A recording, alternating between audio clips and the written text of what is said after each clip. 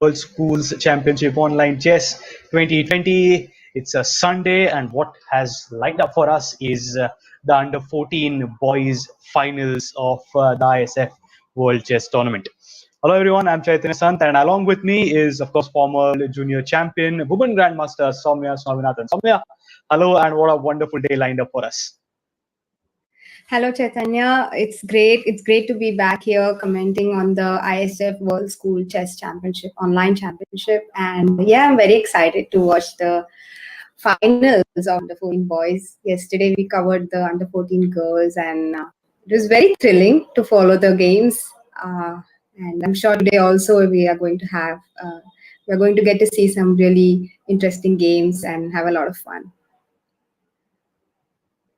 Absolutely. Yesterday was the girls under 14 final, and today is going to be the boys under 14. So again, a lot of exciting prizes to be won as well. Yesterday we had the champion who had the opportunity to participate in higher competitions and of course win a laptop, and a lot of participation has resulted in the system that is to be followed. So in the initial stage 11 rounds, but now because it's the finals, it's the rounds that we follow. So that'll be around 2.5 hours to 3 hours of exciting chess action, and it's the blitz format, so it's 3 minutes of chess, and then of course there's an additional 2 seconds. So there we go. The tournament details. It's the first ever ISF Championship online chess in the 2020. It's an online chess event being held on the virtual competition platform, that's Premium Chess. There's participation of balls from 35 countries and 5 continents, and the exclusive broadcast have been allocated by ISF to One Play Sports. And with watch action on One Play Sports platforms, that's their website, Facebook, and of course, our YouTube channel. There are 2 age categories, that's under 17 and under 14.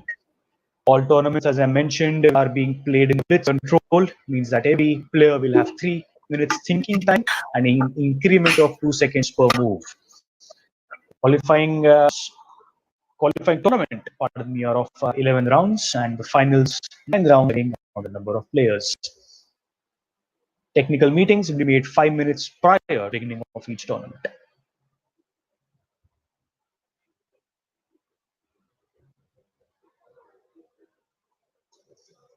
And what are they playing for? They're playing for this. Comes to the prizes of the under 17 category. They have a right to participate in ISF Summer Gymnasium and also be awarded. And for the kids of the under 14 category, they have a right to participate at the ISF 15 World School Games. And meanwhile, as we were just mentioning about that, we have the first round that is about to start. UTC 7:30 p.m. and I think we're all set to begin an exciting evening here. And of course, exciting 2.5 to 3 hours for all chess enthusiasts as we have done the 14 boys finals. Right. So, how is generally the feeling just for the start of a finals? A lot of butterflies, maybe just before you are entering and the game is about to start in finals. Butterflies. That's true. That's true. There is a sense of nervousness before the last round, and generally you do, tell yourself to calm down, do some breathing exercises, maybe. Definitely, there are some butterflies, extra butterflies before the last round. For sure. By the way, in chess, we don't really have this knockout system. I mean, we do have it, but in very few tournaments. And I think it's slightly different in a knockout than in Swiss League. I mean, in knockout, if you're out, you're just out. Whereas in a Swiss League, you have to turn up next day and you get a second chance to play. And as well as you have to, recover from loss quickly so that you can do your best the next day. So there are challenges to both, I guess. So that's the reason I haven't played as many formats in which tournaments in which this knockout format was followed. So that's why I say the last round and not the finals, because it's just that everybody plays the last round in the Swiss league, whereas in knockout, obviously only two teams go to the finals. Yes, that's right. And to all our viewers joining us live on One Place on Facebook and on YouTube, please post in your questions. We'll make sure that we ask some tough questions to Soumya and she's more than happy in answering all your doubts, queries, any question from the parents' perspective, from a perspective about chess. We have a Soumya Swaminath, the world junior girl champion in 2009, Argentina, women grandmaster. She won the Indian junior. She was in the year 2005, 2006, 2008. She won the Indian Women's Championship in 2010, a Commonwealth Women's Champion in 2012, participated in 2 chess Olympiads, the Women International Master in 2007, and in 2013 and 14 was awarded by the government of Maharashtra with the Shiva Chhat Award. The list is just too long. So wonderful to have you over here, and Thank you it's so much definitely for motivation such a for all kind. the young chess players. Thank you so much, Chaitanya, for such a kind introduction. You're very generous with the, you know, every time.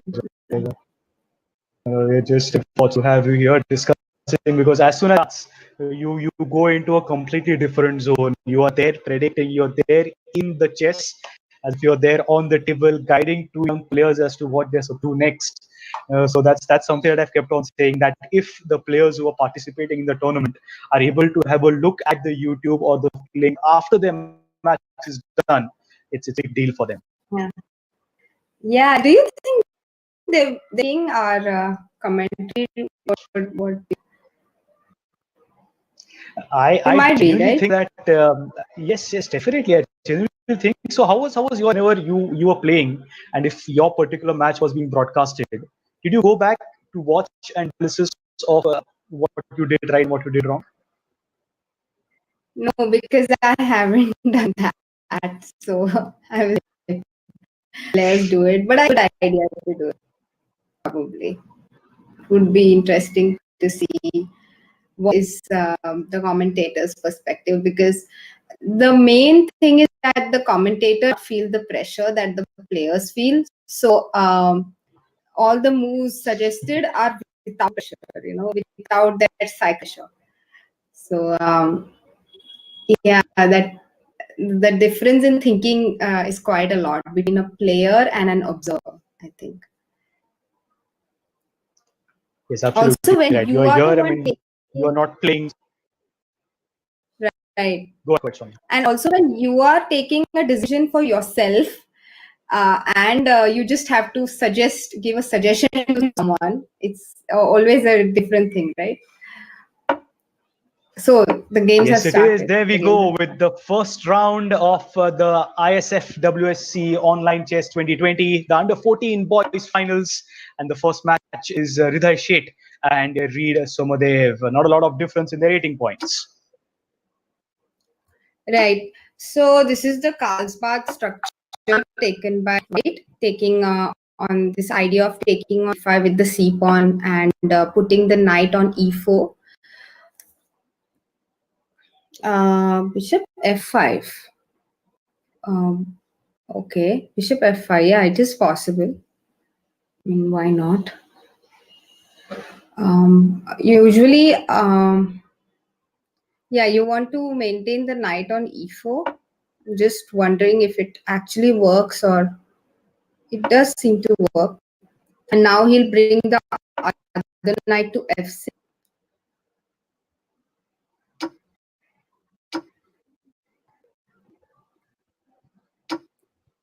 Right.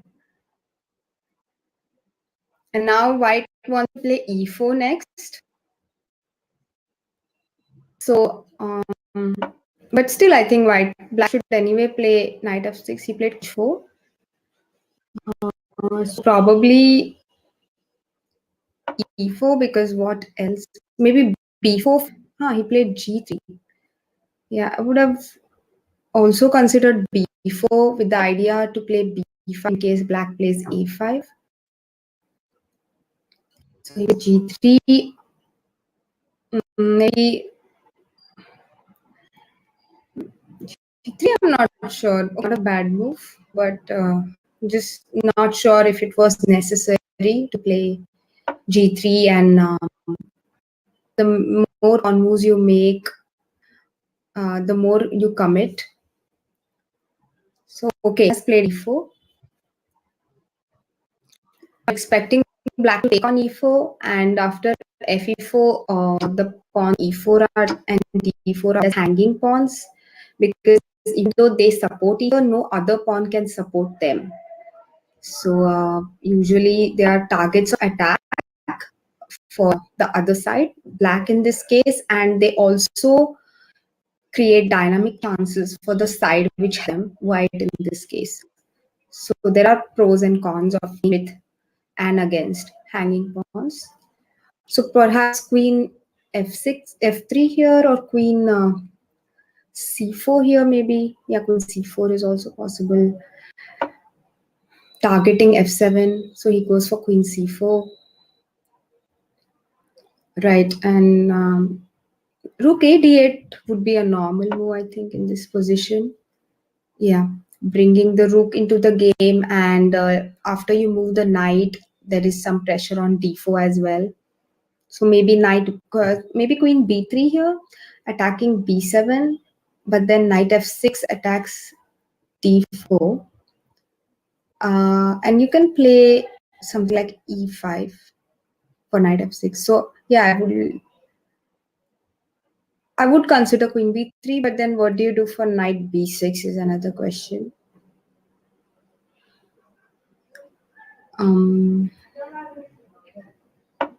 Right. He does play queen b3, so maybe knight b6, but knight on b6 is so awkward.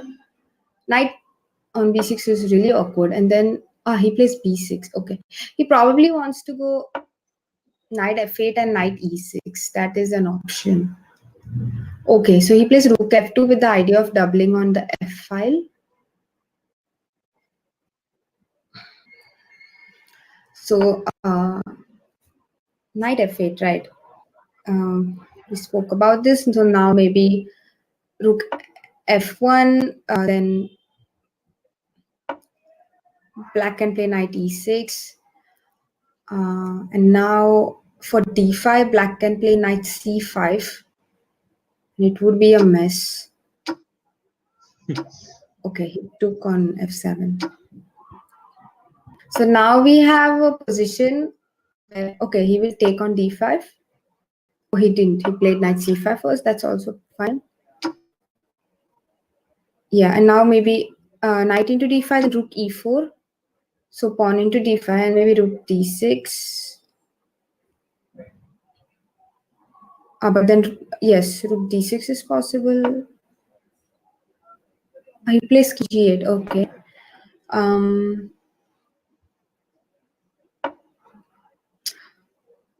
Okay, this is a bit awkward, but no problem, I guess. Maybe, like, if black gets his knight on d6, he should be fine.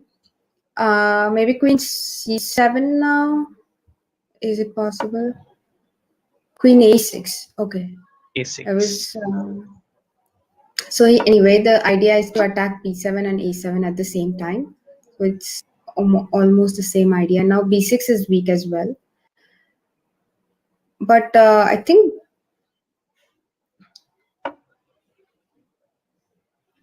yeah, rook c8. I was even considering something like rook e1, but then after king f2, rook e8, queen b6, it wasn't very clear. Okay, so he gives up. But white has too many pawns. He can take one pawn now.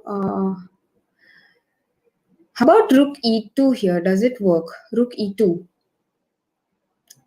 Or rook c2. Rook c2 is also. Yeah, he does play rook e2. So now black is threatening checkmate with rook c1. How does white prevent it? He has given a check, so king h7. Maybe now queen f4. So if rook d3 is a blunder, then queen f5 check. and the rook will be lost.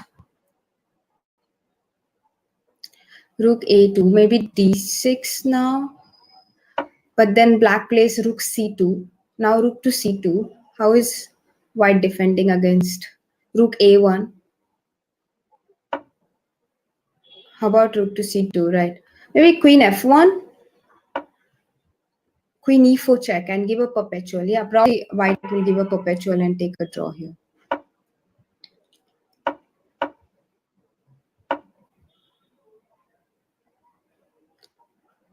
It is perhaps possible to play queen e1, right? I can't see how, but then rook g2 is possible. And rook h2 now. Rook h2 with the idea to play rook h1 mate. Yeah, and now queen e4. But now again, black is running rook a1 checkmate. So maybe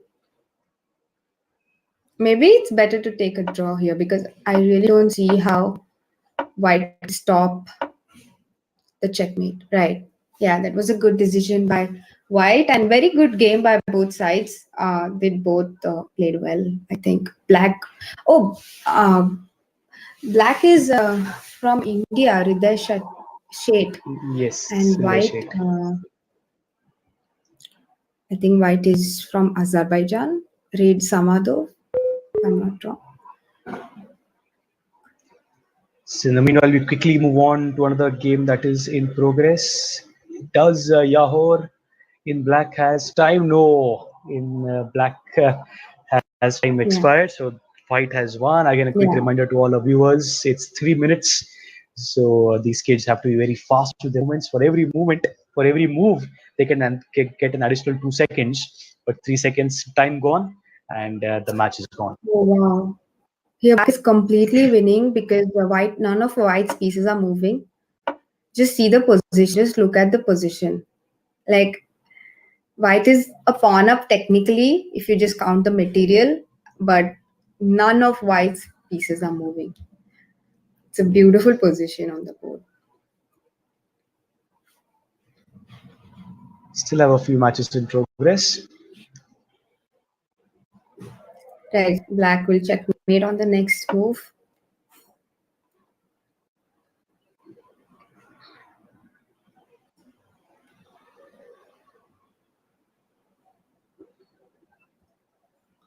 Okay. Okay, this is interesting. Probably white will take a draw after rook a8, king h7, rook a7. Yeah, it seems like white is going to take the draw. Nice. Because anyway, for rook a5, I think black can simply play rook g4. Yeah, he can play rook g4. And now is white, yeah, I mean, it's just equal.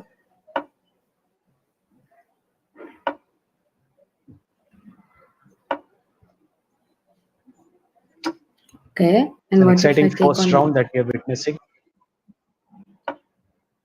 Yes, somehow white wants to play for win, but I don't understand why. Because he'll play h4 now.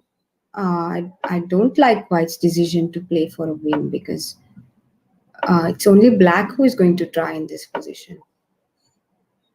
His h pawn is really strong. He's basically a pawn up and he has a passed pawn on h5. He should have taken the draw. It's not even possible to stop the queen, right? Or is it? It is possible. Okay. It is possible. Okay, luckily it is white has this resource. Now rook h8. Why isn't he playing rook h8? Okay, he'll play rook h7 or rook h8 at some point for sure. Yeah. Now king e8. Now king g8. King f8 and then king g8. Right.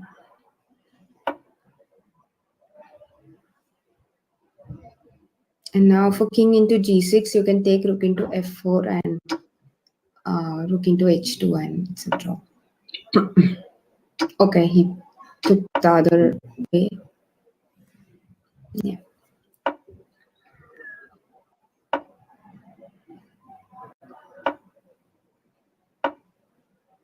Right. We saw something similar yesterday as well with the Yeah, rooks they, and the they are very kings. hopeful that their opponents will make a blunder. Yes, that's Right. the end of the So first round. a lot of kids won their first round games. 15 players are on 1 point, and there were a lot of draws as well. Hmm. Se- seven, is that 6 players on a draw, right? Six Yeah. on half point, sorry. So, no, that's 8 players on half point. Is it? How many are there? Right, 8 players on half point. So, 4 boards ended in a draw, including the top board. And Yes. yeah.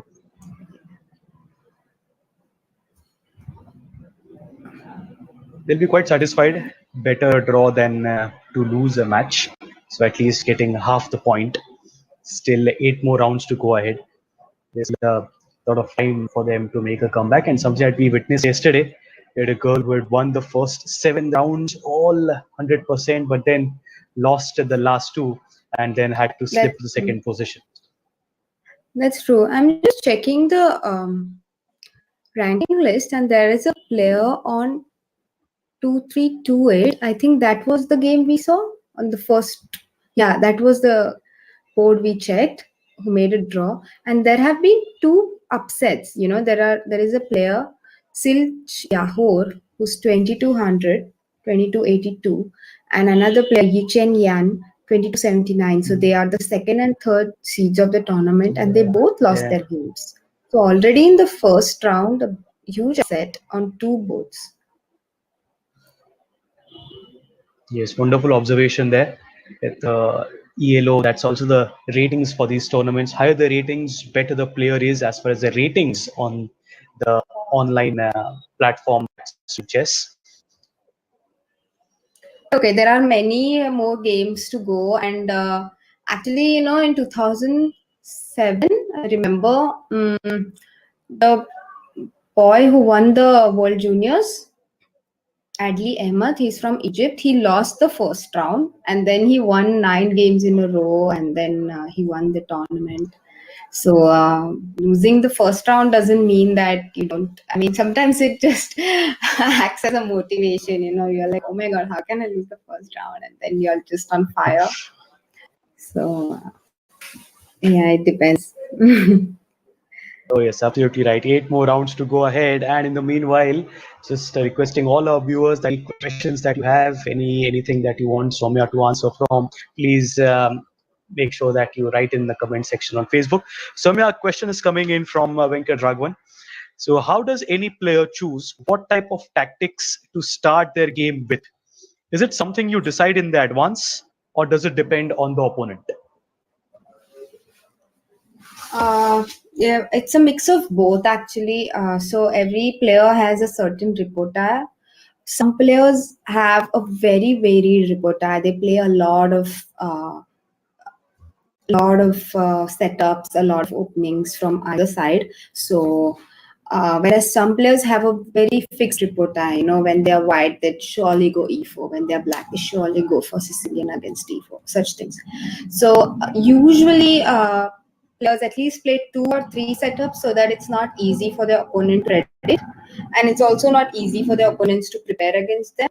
So usually, at least there are 2 or 3 options that you have from either side, and obviously your strategy depends on whom you're playing, uh, because especially in a classical game, you get a lot of time to prepare before the round, and you know the pairing one day in advance. So you do get like at least 2 or 3 hours to prepare for the game.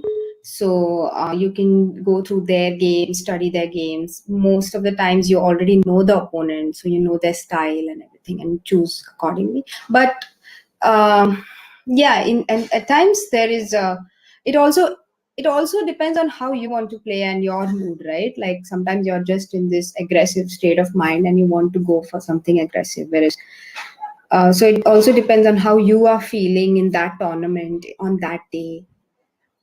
Yes, a lot of And how, factors how much weigh. Like, time? Yeah, how much time do you generally spend strategizing before match? Like, for example, you know the opponent, or if you know the opponent. So, any specific strategies? I spend a lot of time. I can spend like at least 2 hours minimum, 2 hours preparing before the game, and sometimes more. If I have more time, then more time, 3 hours. But 3 hours is actually maximum that you should go. I think if you spend more than 3 hours, and I have spent more than 3 hours also, it kind of tires you out and you feel very tired over the board because you also need to play and you need to sustain your energy through the game, which can last up to 5 6 hours. So it you need to find that balance about what works for you. So, what exactly is your schedule at the start of a tournament? So you said 2.5 hours, 3 hours of strategy. So, what exactly goes into that? So usually, so say let's say you finish your game, right? Like let's just say, then you go back home and you work out or something. Depends on what time. Actually, the tournament schedule depends on what time is the round. So most of the times the rounds are in the afternoon. So you work out in the evening or in the morning, and then you also go through your game and you analyze it. That can take half an hour to an hour depending.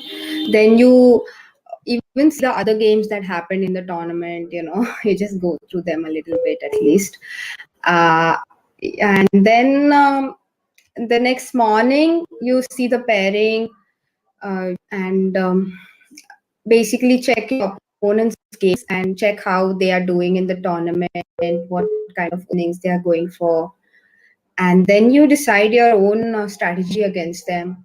That can take up to half an hour, 45 minutes to basically assess your opponent and then decide what you want to play. You go through your own line as well.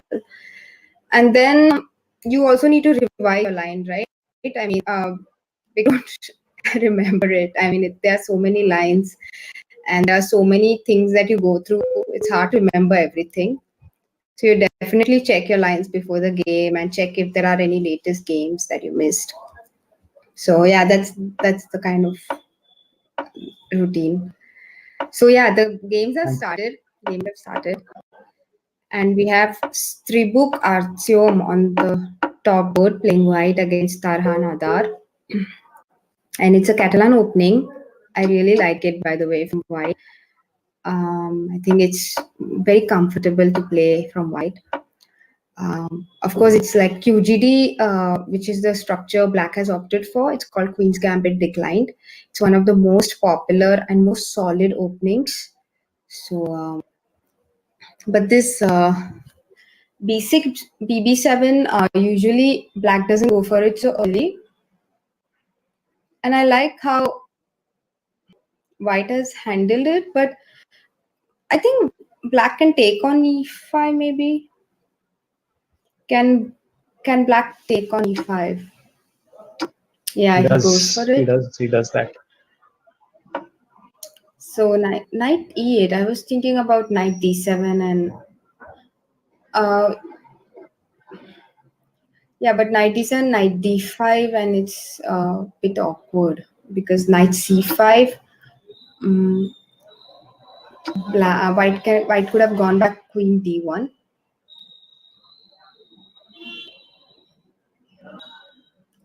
So maybe c6 now.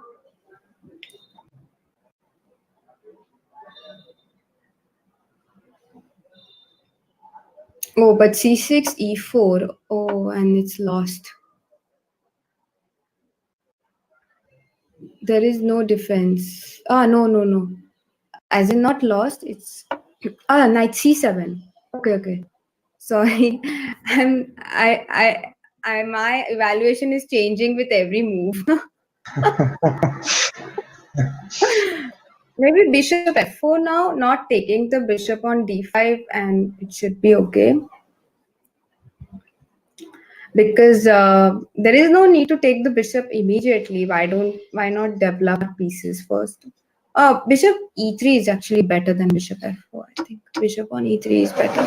So he takes on d5. Okay, he could have waited, but it's also fine.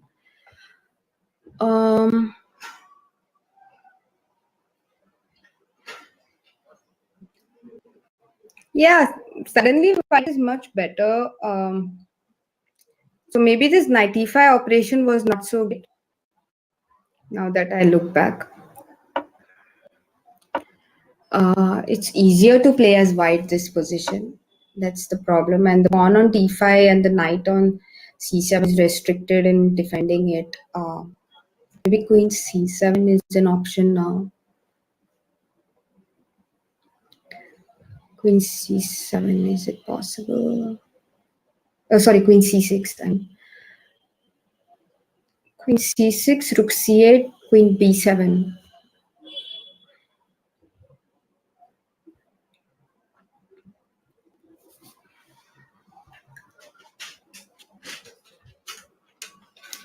Yes, white is taking his time. Yeah, he's Have taking to some keep an time. eye on the left corner. I'm wondering what is he thinking about. Even queen c6, rook c8, bishop h3 is a move because knight e6 you can take on c8, queen c8, rook c8, rook c8, and rook d5, and you'll be a pawn up and have a double bishop advantage in the endgame. So yeah, I think yeah. Now queen b. Oh, he took on d5. Okay, that's also fine.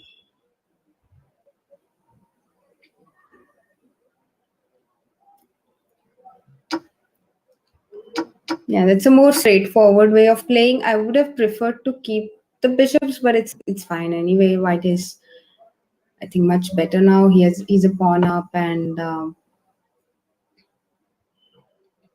has a big advantage, but needs to be careful. It's not like trivial. Okay, now rook d2 is rook d2 and exchange the rooks and go to a same colored bishop endgame with a pawn up. Okay, so he goes for, so now bishop g5, f6. Oh, f6, ef6, gf6, bishop h6. Ah, this is the trick. Oh, wow. Yeah, and there is no defense. Oh, so f6, ef6, maybe king f7. Yeah, that should be okay. That should be okay. So f6, e6 is the problem, is it? But then rook e2? No, that doesn't work. And you lose the e6 pawn. But you can play bishop e3. Oh, that is the trap. Oh, this is very pretty. e6, rook e2, bishop e3. Oh, this is very pretty. Oh, wow. Kudos to white. Played really well. This is a very nice trap that he found. And it was hard to spot because he also had a lot of simpler options. So, usually you're tempted to go for something simple, but this was very nice. Yeah, and now e7 and it's game over. Very And he's very beautiful. comfortably placed the time as well, a minute and a half for Axiom. It's definitely dominated this contest. Yeah, he played really well, really well.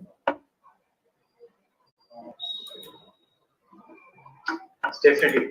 That's it. Checkmate and white wins. Good contest there. Doing a tough fight was Taranadar, but Axiom was just too good in this particular contest. Yeah, he played really well. I'm very impressed by the way he handled his advantage.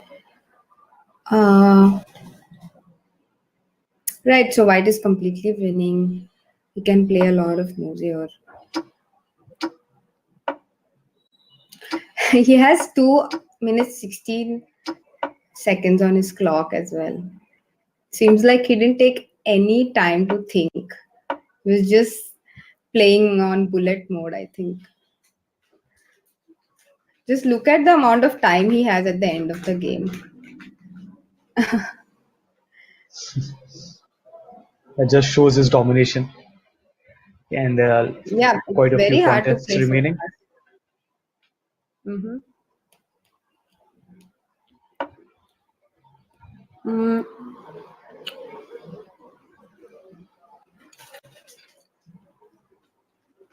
yeah, this is a complicated game. Black has a slightly better chance for sure. No, actually, much better chance because of the weak king on g1. Like the pawn on h3 completely restricts it, and I don't know how he's going to defend the threat. Okay, maybe rook e1 now. Knight b2, but rook d2. Queen into c. Why did he take?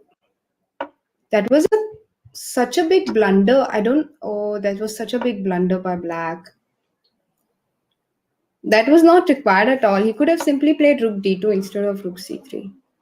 Oh, that's such a pity. He had a good position and he could have hoped to win this, but now he blundered his rook. Yes, just an Yeah. error, silly mistake by Mikhail. Maybe he can learn from that to a decent comeback in the remaining Yeah. rounds. In Blitz, actually, it's especially with less time, it's very easy to miss such tactics because you have no time and rook e4. Okay. Very difficult for black to survive now. So rook, the Right. knight.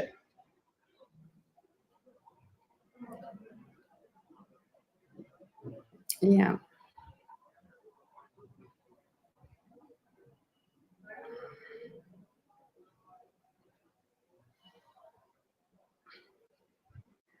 There are a few still going on.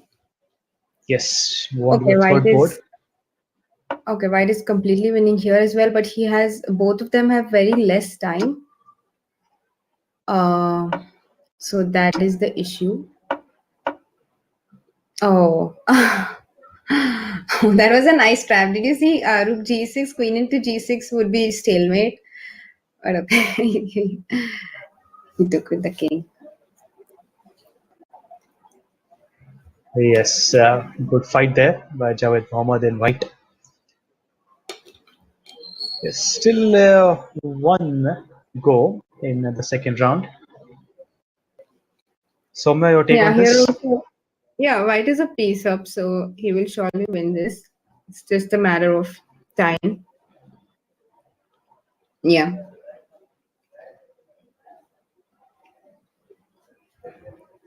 Kazakh player, huh? Against Chinese. Okay. Balma. Ah, he's on the lead now. Balma Gambetov. There are how many? 7 players on 2 points, Yes. 4 on 1.5, and a lot of them on 1. Okay. We saw whose game? Did we see? We saw Stribuk Artyom's game, right? Yes, we did. Right. Yeah, I thought he played really well. So the Yeah. top seven have won their two contests, 2 out of 2, and these are the standings at the end of the second round. Remember, this is the finals of the under 14 boys category of the World Schools Championship online chess by ISF. And at the end of the first 2 rounds, these are the standing. 7 more rounds to go, and this can change any point of time. This is online Right. chess, and as any sport or any game says, never it is over till it literally is. So still a lot of time remaining, and in the meanwhile, so that we have a break between the second and the third round, there's a question for you, Soumya, and the question has been asked by Okay. Madhura, and the question by Madhura for Soumya is: when can we see in the Olympics? Oh my God. If only I knew the answer to this question. Well, it would be great. It would be great, I think, if we can have chess in the Olympics. And there is a lot of effort from the World Chess Federation also to make sure that chess is included in the Yeah. Olympics.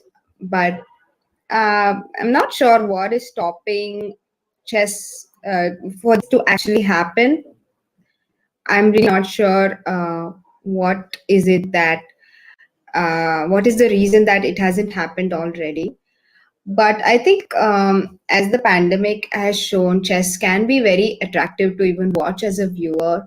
And any game that's included in the Olympic, you automatically feel interested to watch it. I mean, I have watched a lot of variety of games like um, rowing or there a lot of games which I would normally perhaps not follow, but because they were a part of the Olympics, I have caught up on what happened, who was leading the tournament, who won. It was so interesting for me to watch, even if India wasn't participating. So it's not even about whether your country is participating. You just are so curious because it's the highest platform, right? And the strongest competitors play there. So I really be amazing if chess is included in the Olympics, and because it would really widen our audience base, it would really generate a lot more interest into the game. And yeah, I hope it happens. Yeah. Yeah, absolutely. Thank you so much, Madhura, for that question. What a question this is, because we just go into a detailed conversation about it can also help the popularity of a game. And as you mentioned, Soumya, rowing or there are sports that may not be played in a country, say for example, India. There are certain sports Yeah. that we don't play on an every basis, but just because they are Yeah. in Olympics, we make sure that we have a look at it. Our curiosity Yeah. somewhere just increases because it's the highest sporting platform. So if something happens with chess, I'm sure it'll help it getting more popularity and also giving all our chess legends a chance to play and of course win an Olympic medal. What an achievement that would be. Yeah, of course. And I think from an Indian perspective, it would be great to have chess in the Olympics because we are a very strong team. We have a very strong team in chess. So we definitely have a very good chance of a medal. So, from an Indian perspective, it would be something that I hope we as a country push for it, because Hmm. we are, I mean, Olympic medal, it matters so much to us as we see in every Olympic games, we are like so excited about it. So, why not push for a sport that actually um, is in which we are actually doing so well? So, why not push for it, right? I mean, even as I think even if a government, I would be like if I was a part of the sports ministry, I would have definitely pushed for chess to be a part of the Olympics. Yeah, let's see. Oh, absolutely. I was hoping that in the near future, at least in the next decade, if not lesser than that, we might just see Olympics recognize chess Yeah, I'm as sure an the important next sport. decade it will definitely happen. I'm just like, okay, when, which year? I'm sure next. I in fact feel that once it is introduced as a introductory sport, because in the Olympics you can't introduce a sport directly. You first need to introduce it as an introductory sport and then make it permanent. So I'm sure once you introduce an introductory sport, there is a very good chance that it will become permanent. So it's matter of taking that call. Yes, and also, if I'm not wrong, the last Olympics, chess was played as a demo game. Uh, was played. So here's hoping that will be soon at the Olympics. In the meanwhile, we have the third round that has begun of the under 14 boys finals. It's Artyom against Berkezeki. Right, and this is a Sveshnikov variation of the Sicilian. It's very, very popular for many years, and both of them seem to be aware because of the variation. Because this c4 b4 idea. It's very popular actually. Even but usually, uh, usually there is an idea like g3 h4 for white, and the bishop which is developed e2. Many times you develop it on g2 and even go to h3 with it. Uh, so yeah, now that he has developed bishop on e2, maybe now knight to e3. Okay, he goes rook c1.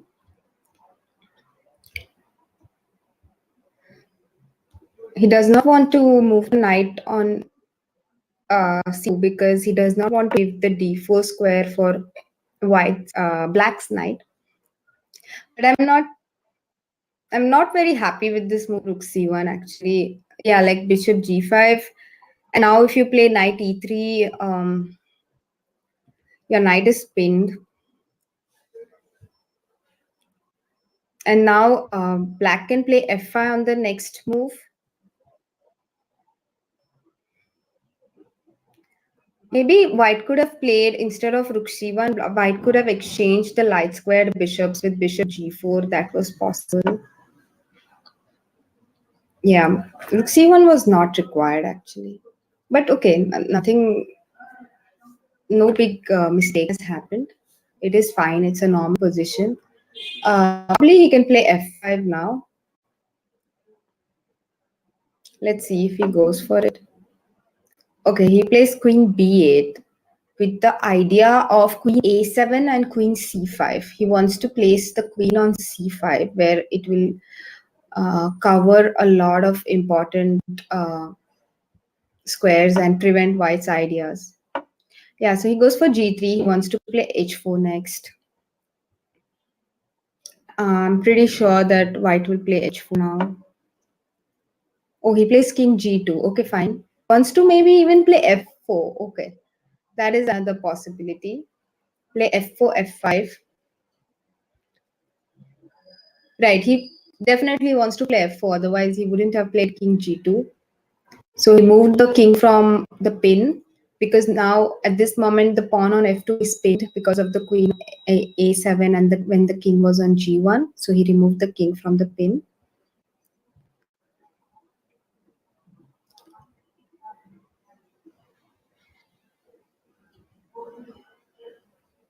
Taking their time, both these players. Important to not make those errors because they can eventually cost a lot.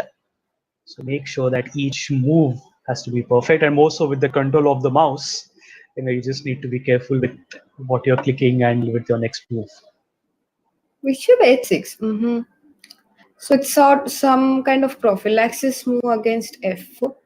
But what if I play f4 anyway? Bishop h6. Okay, fine. Not very happy with the move, but it's okay. Yeah, anyway, f4, what does black want to do? Okay, so he wants to exchange the light squared bishops. Makes sense.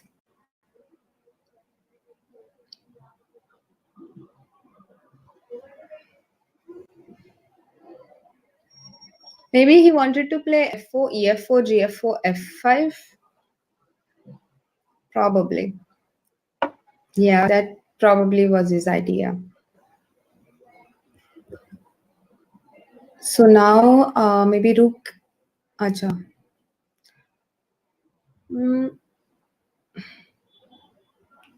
White has to go for f4. I mean, I'm not sure why he. Yeah, and now with the bishop on g4, sort of awkward. Even now, he needs to play f4, I guess. I mean, what is the other option? He does not have too many ideas in this position. Let's try to find some other idea for white while he's thinking. He plays b3. Okay. Something solid.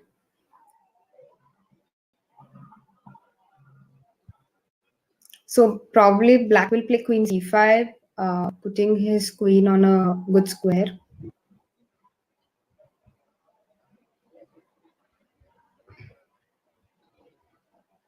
Are there any other options for black? I like queen c5 and followed by a4. Oh, but queen c5 runs into knight c7.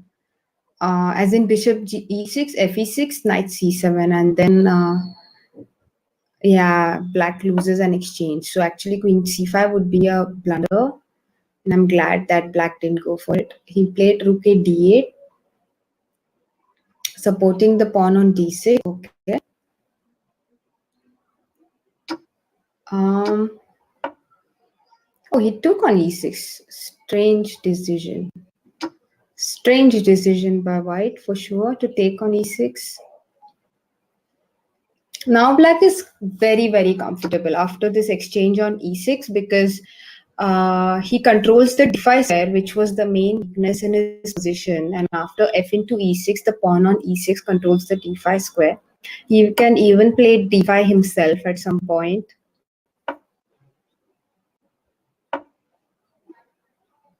Okay, queen b8 was also very strange, by the way, not required. He could have played queen e7 directly.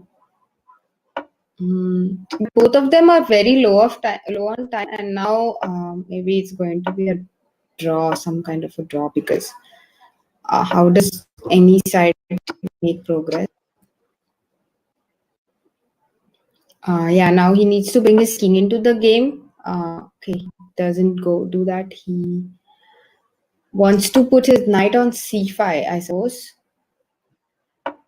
So white also plays knight e1 with the idea to play knight d3 and controlling c5. So he'll surely play a5. Now he's controlling c5 so that for c5 he can take with the knight.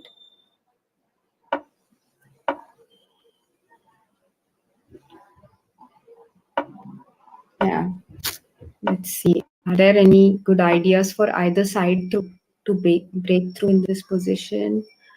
Okay, now the position is completely closed, especially after h5. There is no way. The pawn structure doesn't allow either of the kings to break through. And yeah, it's a super closed position. Absolutely right. Soumya, it's a drawn game. What is threefold repetition? If you could just tell us what that means. So threefold repetition is when you both the sides make the same moves alternatively in continuation for 3 times. Then the game is declared as a draw because of threefold repetition. Okay.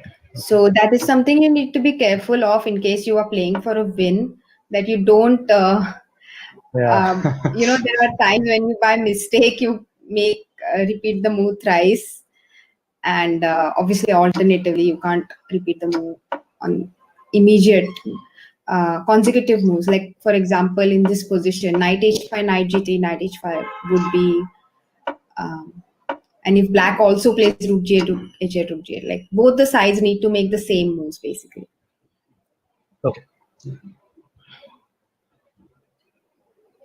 Yeah, so black is completely winning. He's a rook up, and he is leading the tournament, right? Balma Gambetov. He was on full That's score right, so far. Timur. Yeah. So he continues to lead the tournament. Still have one contest. Yes, there's Omid Khalidi in black.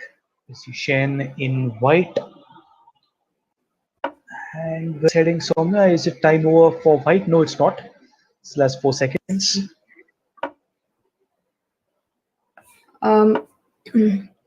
But this is completely winning for black. Like as far as the position is concerned, he will also win the bishop now after g3. He doesn't go for it. Why? Some of the decisions I simply find it very hard to understand. I understand that they are under time pressure, but it's just that the moves are so obvious. Sometimes you don't know why certain moves are played and not played. It's very hard to go get into the mind of the players and Yeah, yeah, this was completely lost for white actually, but he needn't have. Yeah, I mean he's fighting, but yeah, he got checkmated. Yeah, Han Yichen. So it's an upset victory because there is a 200-point rating difference between them actually. So it was definitely an upset. And So all three rounds are over, and Soumya, we have the top two who have a 100% record.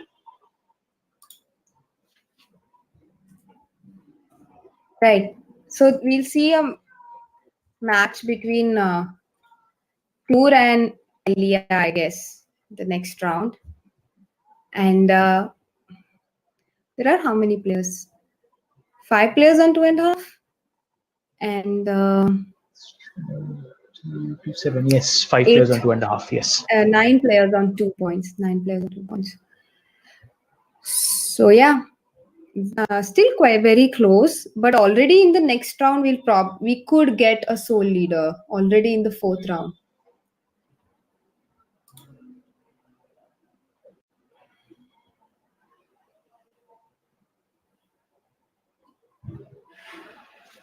Yes, so then these are the standings at the end of the third round. 6 more rounds remaining. And Soumya, you have been kept busy.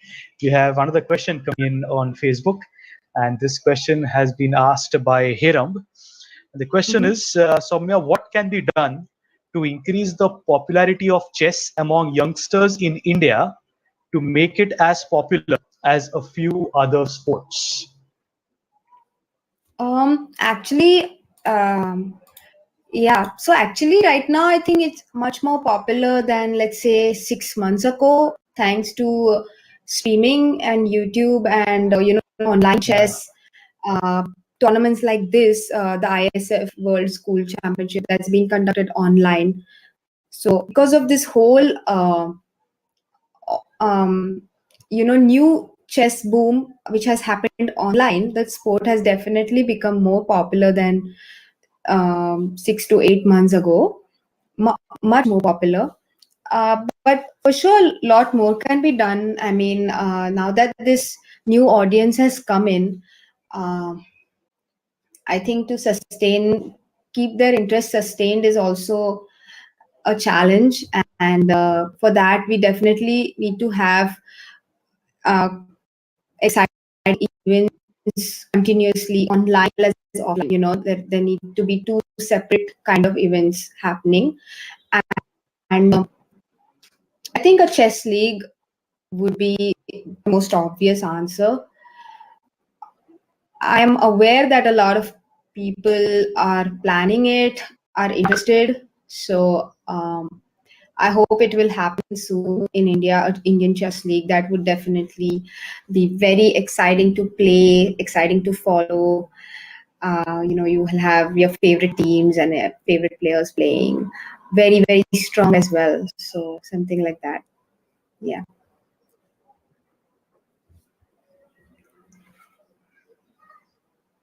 Yes, that would definitely be exciting for the next generation, and to ensure that there is popularity of chess. So it is popular, no doubt about that. But if you talk in comparison to other sports, as Hiram, the question that you asked is in comparison to other sports, there can be certain efforts that can be taken to make sure that the popularity of chess just shoots up. Yeah, for sure. Right then. Yes, so that's the end of the first 3 rounds of the boys under 14 finals. There are 6 more to go, and as what we witnessed yesterday as well, we had a girl who won the first 7 round, but suddenly just somehow had a tie in her eighth, lost the last one, the one on second, began to go ahead, and she took over the championship yesterday. And of course, the winners of the under 14 category get a chance to qualify in the higher tournaments to represent their country in a higher tournament, and of course they get a laptop as a reward for their efforts. This is the first ever ISF WSC World School Championship online chess in 2020. Remember, there was no other sporting event that was organized by ISF this year, and it's chess. Because chess, of course, there are no barriers. You can home online, and the online platform that has been chosen by ISF is the premium chess. Began on the 3rd of October, and will be ending in the next weekend with the finals of the under 17 category. So two categories of under 14 and under 17, boys and girls from 35 countries and 5 continents have participated, and we are getting you live action, all updates with expert comments, opinions, all your questions being answered on One Play Sports. Of course, we have Soumya Swaminathan along with us, and yesterday for the first half of Saturday, we also had Vidit Gujarati joining us, and what a conversation it was between Vidit and Soumya, both these grandmasters, women grandmaster, international grandmaster, both of them having a conversation about how do you go ahead with the game of chess, the tips that youngsters can take, because this is a game that you need a lot of experience, help to go ahead, and we have these grandmasters at young age, something that I'm mentioning about yesterday. We have legends of the game generally who are in their 30s about to retire. That's when we give them the tag of legends in certain games, but not the same in chess. In chess, it's at the age of 13, 14, 15, 20, 25 who are tagged as legends, and in spite of that, they keep going ahead, and that is the culture of the entire game of chess. Wherein you achieve success at an early age, but you make sure that it doesn't go to your head, because eventually it's a game of concentration. And while you're busy enjoying your success, there'll be someone else who's already working hard to make sure that they come and beat you. So you have to keep getting better and better at your art, and that is one thing that we take from Soumya Swaminathan and Udit Gujarati after the conversation that they had yesterday. We're getting you all live on One Play Sports on our Instagram page, on Facebook, as well as on YouTube. We have been bombarded by a lot of questions today on a Sunday evening here in India. So, any questions that you want Soumya Swaminathan to answer about Indian chess, about the popularity of chess, about chess in general, please feel free to comment and ask questions on Facebook or on YouTube on the page of One Play Sports. Meanwhile, we might go to round number 4 of the under 14 boys category. Remember, in the qualifications we had 11 rounds of the Swiss system, pardon me, and in the finals we have 9 rounds again in the Swiss system format. It's the blitz format that is followed, which is nice and fast. So it's a game of 3 minutes of thinking time, and then 2 minutes increment, which is given per every move. So that is something that kids, because you mentioning kids, because these are under 14 boys and girls. So under 14 is quite, so they're supposed to sit home on their laptop, because they might have learned chess holding the rook, bishop, and the knight and the pawns. But here you're supposed to sit at home, have a good control over your mouse, ensure that everything is nice and silent. There's no disturbance in the room. Sit, concentrate on the platform of premium chess, because it's very important for you to win this. And even in the finals, all of them will get a certificate. And as you know, certificates obviously play a massive role in your CVs, in going on later, participating in higher tournaments for jobs, for your masters, post graduation. Always playing a particular sport gives you the edge over those who haven't. And when you talk of a game like chess, definitely yes, because it's all in the mind about your concentration. You're a chess player, played at the highest platform. It just is a testament of your concentration levels being higher than those who have not. So it's a game that can be played by all ages. Yeah, you can start at the age of around 5, as Soumya mentioned last week. You can start at 5, 6, and till what age can you keep playing chess? There's no such limit. There's no such limit. That's the beauty of this game. You just need concentration. You need to know the game, and you can keep playing it as long as possible. You can have an opponent. You can have a nice chess board along with, or the best way to play majorly in the lockdown was online. There's so many apps that you can just download. At times, mobile phones have a pre-installed application of chess. So that's where you can learn the basics of chess. There are so many movies as well. Soumya had been telling us there are so many books of chess, biographies, autobiographies have been written on the legends of chess. So many movies that have been made. So always better to take interest and play as many sports as possible. And a question that I may ask to all our viewers on Facebook and YouTube: that name me a sport that you can play home, you can sit home and play on an international level. Like ISF has conducted the chess and online tournament. Participation from all across the world. We have boys and girls from 35 countries and 5 continents have participated. Can you answer me any other sport that exists that can be played sitting at home on an international level? I have not been able to come up with an answer to that. All that I can think of is chess, but it's a question that we can ask Soumya in the meanwhile. Soumya, it's a question that I've asked to all our viewers: is there any other sport that can be on an international level sitting at home? I'm not able to come up Yeah, with any other probably answer only than poker. chess. Yeah, only Yes, poker, only poker. probably. Yes. Yeah, poker is mainly played online, I guess. I mean, all the tournaments are online, as far as I know. I have never played poker myself. I don't know much about the sport, but a lot. There are a few chess players who play poker, and that's the reason I am a little bit aware of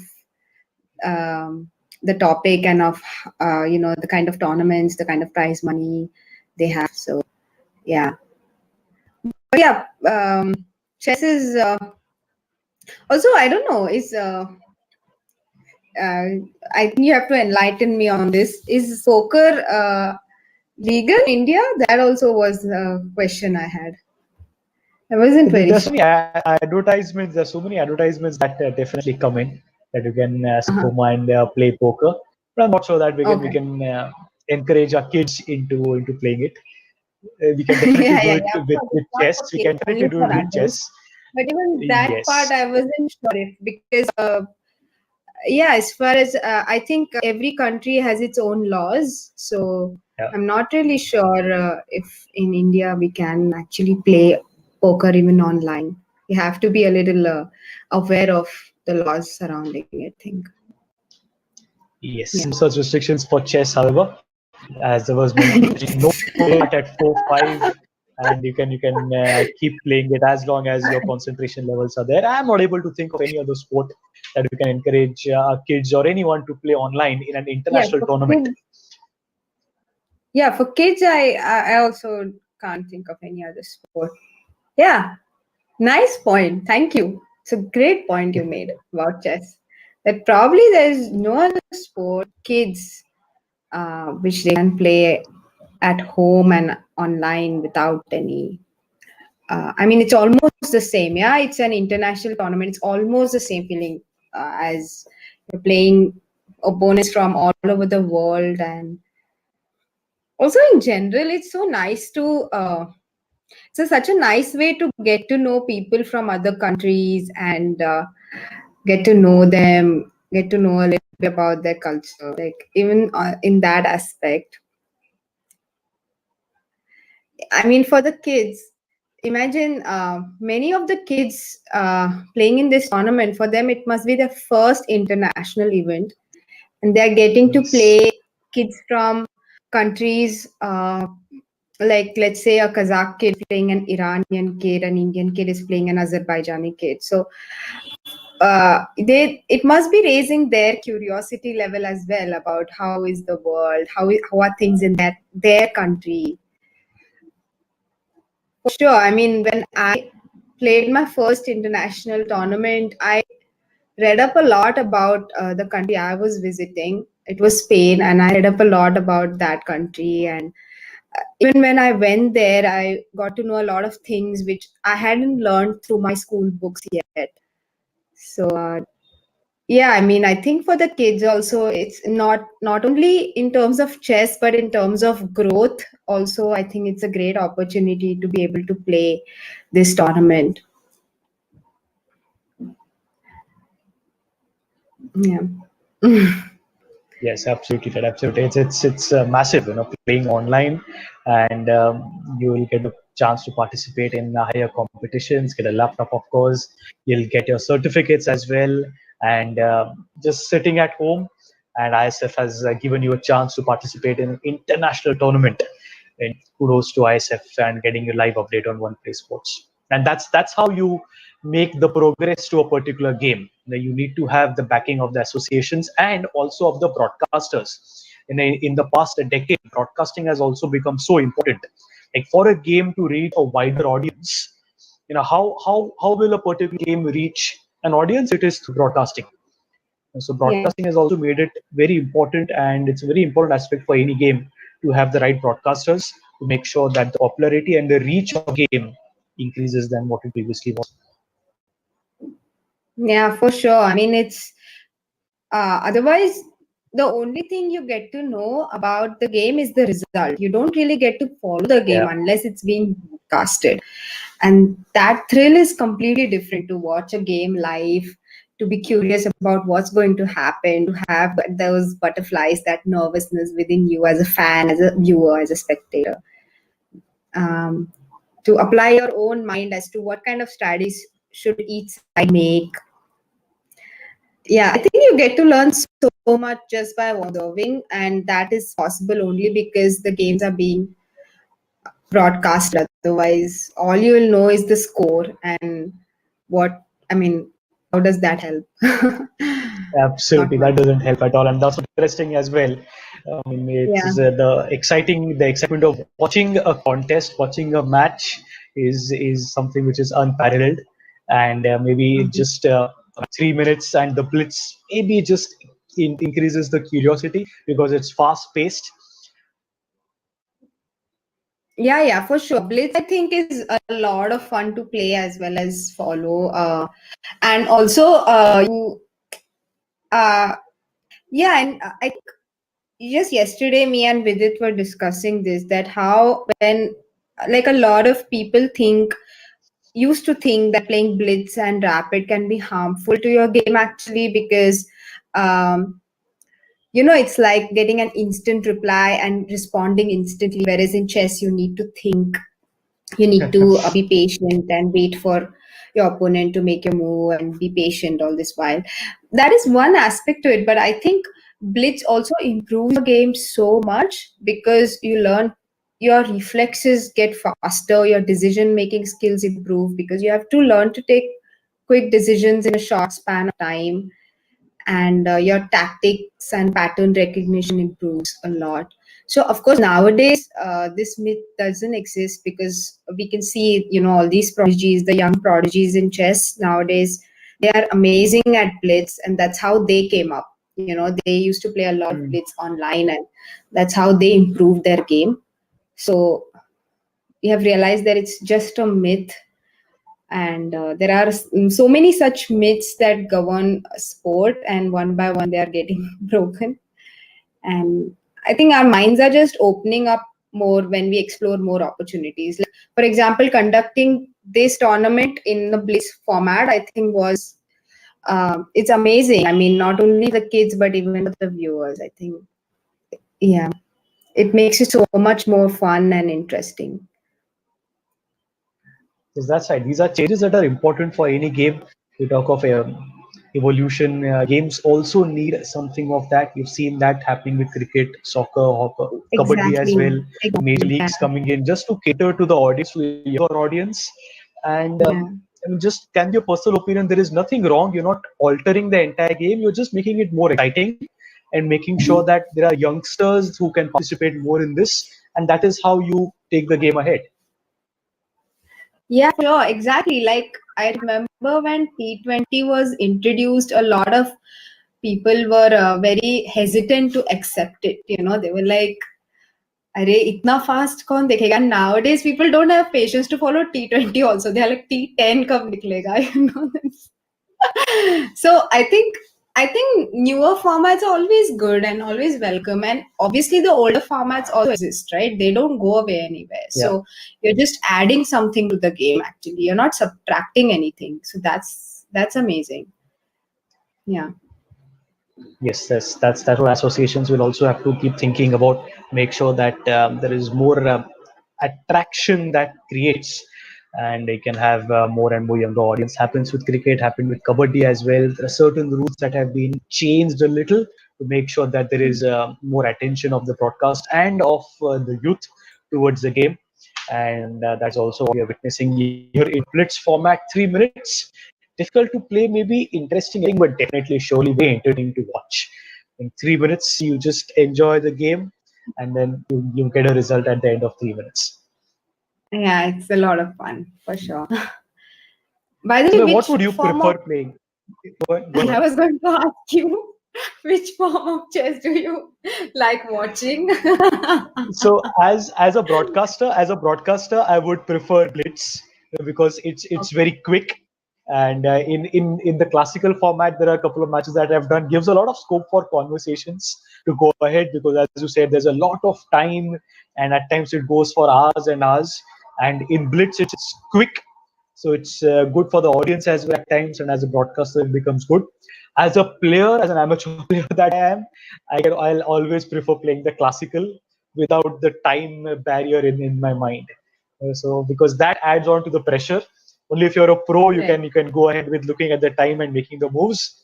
Otherwise, someone like me, it's always better to have the classical without the time. Right, right. So in my case, I used to only enjoy classical until, let's say, a few months ago, and rapid also I was okay with, but I was not a huge fan of blitz. But because now you don't have a choice, you are playing blitz online the whole time, and I realized it's so much fun. So now I actually like all three formats equally, I could say. Even though I'm not a very good blitz player, I need a lot more practice, because as a kid, it's very usual for kids to be very attracted to blitz, but in my case I wasn't. I always preferred classical chess, so I didn't play much blitz. And it's only now that I'm like really practicing blitz also, and trying to improve my blitz skills. So it's taking time to improve in blitz, but I enjoy it a lot. And right now I would say I like all three formats equally at this moment. Yes. As a What is the player, as a difference between player. blitz and rapid? Someone you just mentioned rapid. So what's the difference between blitz and rapid? So rapid is a slightly faster time control than blitz. In rapid, you get let's say 15 minutes per side and 10 seconds increment per move, or let's say 20 minutes per side and 10 seconds or 20 or 30 seconds increment per move, something like this. It varies from tournament to tournament, but it's much more time than blitz. So it's somewhere in between a classical and a blitz. You Okay. get Okay. some time to think. You definitely get some time to think in rapid, but not so much. So it's somewhere in between. Hmm. So, for example, the Yes. online FIDE Olympiad, which was held in August, that had a rapid time control. It had time control of 15 minutes plus 10 seconds. So it was somewhere in between. It's quite an exciting final in the recent one. Yeah, yeah, it was very thrilling to follow.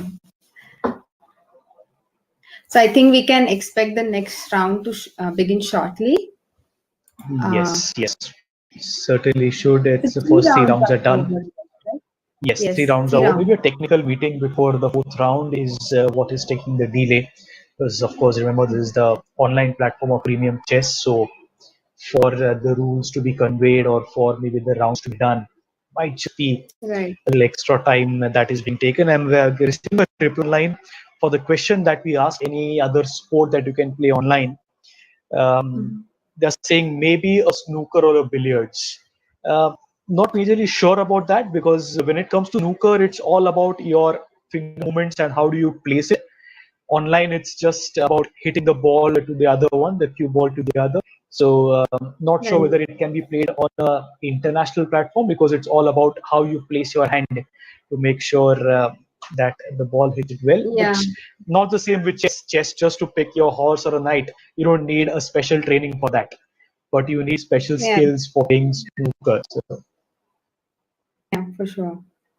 Yeah, it must be it must be like playing tennis on this Wii Yes, games or something. I yes, mean, it's yep, completely different, yeah, than playing it in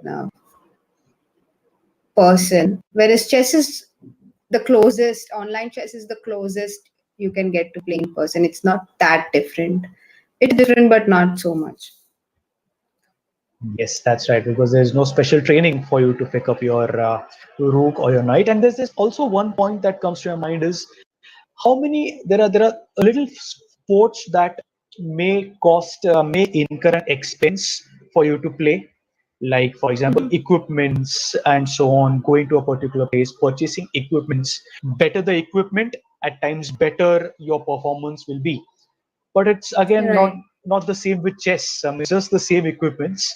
Even if you have a Yeah. plastic knight or you have a wooden knight, doesn't matter, because That's that is true. not going to hamper your performance. That's true. That's true. Actually, in chess, the main cost is traveling and coaching expenses. Those are the only two costs involved. Obviously, equipment is not really a matter of concern. I mean, there is a one-time investment in a laptop, let's say, and one-time investment in some chess software, maybe. Um, that's about it. And that also happens only if you are like a professional player. As a hobby player, of course, Mhm. you don't really need those things. And but the coaching expenses are quite high in chess. That's for sure. That is for sure because one of the reasons for that is that the number of coaches are quite less compared to the number of players. And also nobody really knows how to improve in chess. I mean, everybody, so like if there is a coach who's has produced a lot of good players, then obviously he has some kind of knowledge which is rare, because at the end of the day, all of us have the same amount of information, have access to the same amount of information. All the games are available online. So we all are Mhm. studying the same games. So, but our improvement is different. And that's because some people have coaches guiding them properly and some don't. Or some are able to apply things more efficiently than others. That's all. Because the information base is the same, the knowledge base is the same. Yes, we'll And keep it's continuing very our conversation. A easy. lot of questions are also coming in. Yes, we'll Yeah. keep continuing on those conversations, because in the meanwhile, we have the fourth round, which has begun of the under 14 boys finals. It's a Petrov defense by black, and white has gone for this knight c setup, which is supposed to be quite good against the Petrov. Maybe h4 is a move here. Okay, bishop f4. Queen to does not prevent knight g5. Um, what if I play knight g5 here? Okay, now maybe knight g5 only, bishop f5, because already he has played bishop f6, so f7 is not. Ah, no, f7 was hanging. He could have played knight g5. Okay, he's not going for it.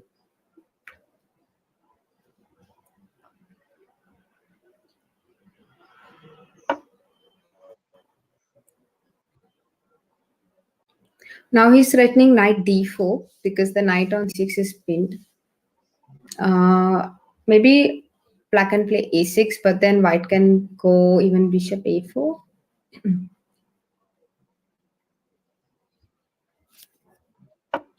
Right. King b8. Okay, what if I play knight d4 here? He did not play knight d4. Mhm. Interesting.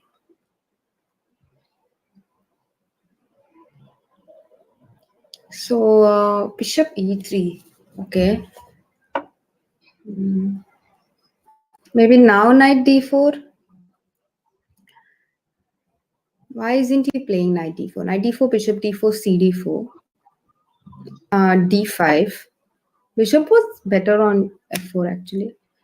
Okay, he wants to play bishop D4 and play knight D4. Okay, so he wants to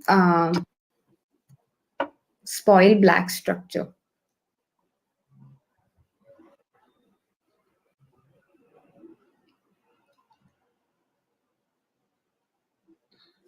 Right.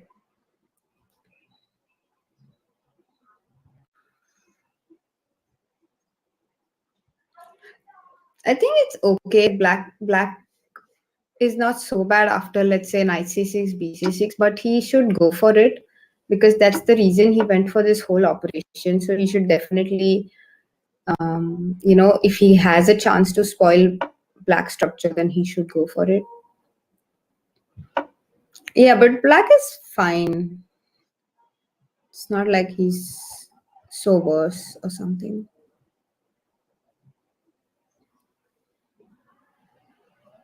So king b7 now. Oh, why didn't he? Oh, there was a.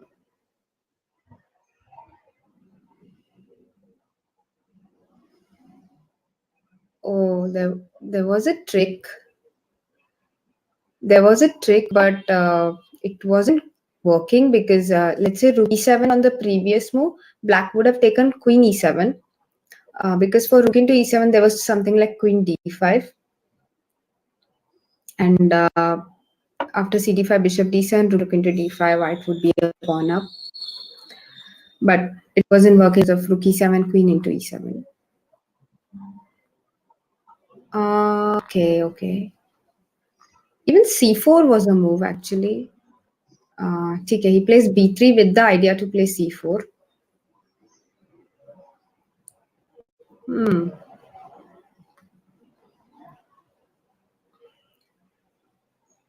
How about king b7 now? How about king b7? Oh, king b7, c4, and queen b4 after the bishop moves, and pawn on c6 is lost.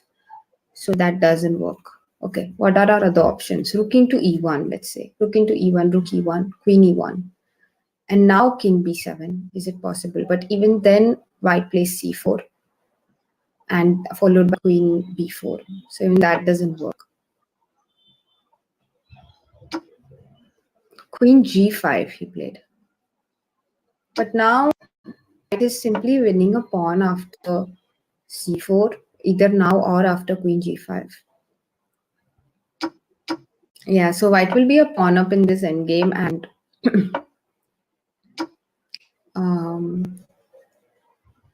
it's not trivial, but the bishop on c6 is really strong.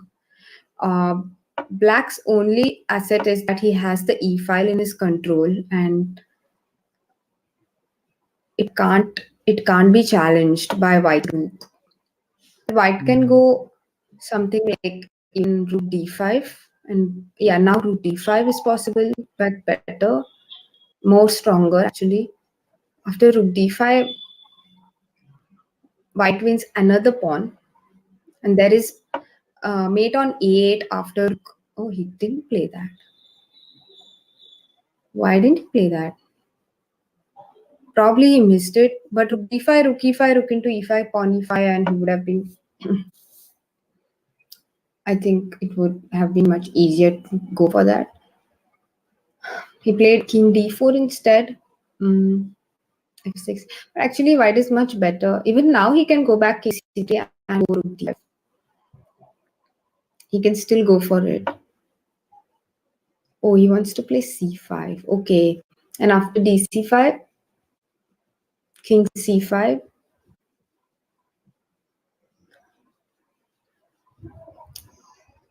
Right.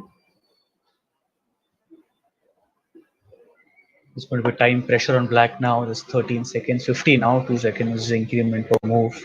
White still has a minute and a half. Yeah. White will surely win this, I think, because he has a much better position and he has more time, and black does not have much counterplay. So I would say this game is like 80-20. I mean, 80% white will win and 20% it will be a draw. So now rook e7 is a good move. And he's just completely winning. He'll win the g pawn, then he'll win the h pawn at 6 as well. So huge advantage. Okay, now maybe king. Yeah, g4 was actually good. Now king d6. Now bishop e4. Or bishop c4 actually. Bishop c4 and it's checkmate. Oh, this was a good resource. Check, check. Now king f6. Oh, but why not king d6, rook d1, bishop d5? That was winning on the spot. This is also winning.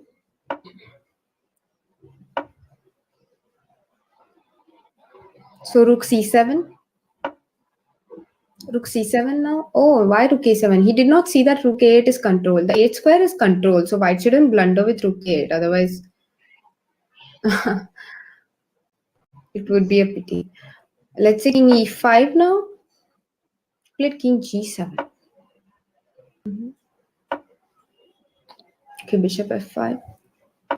He wants to take the h6 pawn also. He wants to just take all of black's pawns. Oh no. Oh no, he didn't. Okay. Now rook a5. Yeah, he found this rook c7 maneuver. Yeah, that's good. Awesome. So there was checkmate on the next move, and that's why. Okay, black lost in time, but he would anyway have gotten checkmated on the next move. Convincing match, a convincing victory for Timur there in white. He was way ahead with his time and with the strategies Very there. good. Gone to 3 seconds left with Omid, 10 seconds with Reed. So knight what do you f3, make of this? g2, knight g1, knight e1 was a perpetual, by the way, in case white wanted, black wanted to.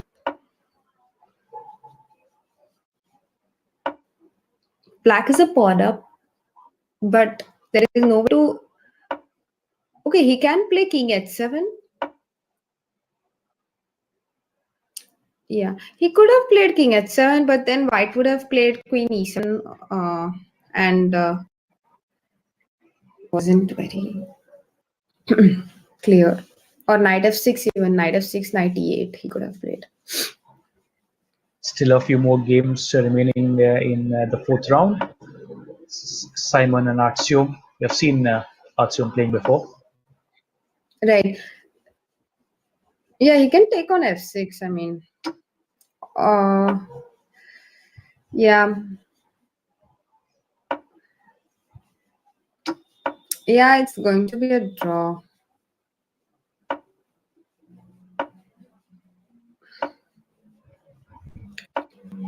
We saw an endgame like this yesterday, Chaitanya, where basically the king cannot support the a2 pawn because whenever you come to b3 with the king, white just gives check from behind, let's say rook b8 or rook b7, rook c8, and he just keeps checking basically. So it's a draw. Yes, we'll be searching for any more games remaining in the fourth round. Doesn't look like. So these are the updated standings at the end of the fourth. And the only one with a 100% record is the one on top. 4 out of 4 for him.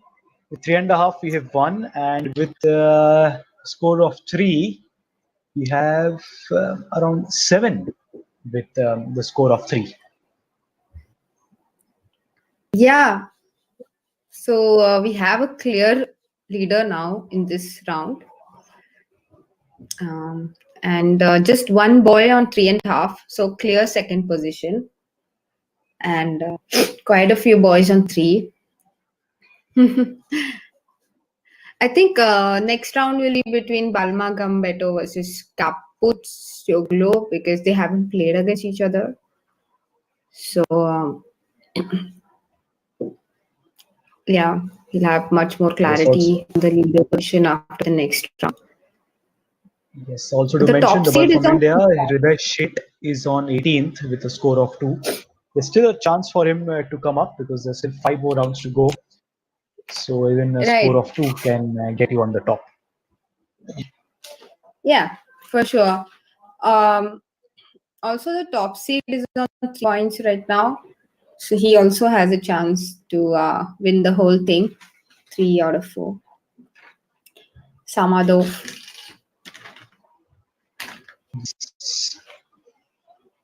All right, then, before we move to fifth round, we again have a couple of questions that have come up. So there's Vaibhavi and Venkatraghavan asking questions. Let's take a question from Vaibhavi. The question for Soumya is, how busy is the tournament schedule of a professional chess player? So if you talk of a tournament schedule or a yearly schedule as to do you have enough breaks, and if there's a tournament, how busy is the entire calendar of a professional chess player? It's actually quite busy because there is no concept of off season in chess like there is in many other sports because many sports depend on the weather, right? Cricket and Yeah. football, a lot of things depend on the weather. And in chess, since the weather doesn't really matter to us, so well, there's no concept of off season at all. We have tournaments the whole Yeah. year around, and professional chess players are very usually it's very hectic, very hectic. I mean, um, it's the first time in 20 years or maybe more years that I'm at home for more than 3 months, apart from any health reasons, let's say. Once I had a fracture and once I had some health issues, so I was at home for a longer time. But that usually you're not at home at all, and you're training and playing a lot. So it depends. Tournaments you play completely is up to you. But on an average, at least 8 tournaments, at least it's a minimum per year. And there are many players who play like 14, 15 tournaments a year.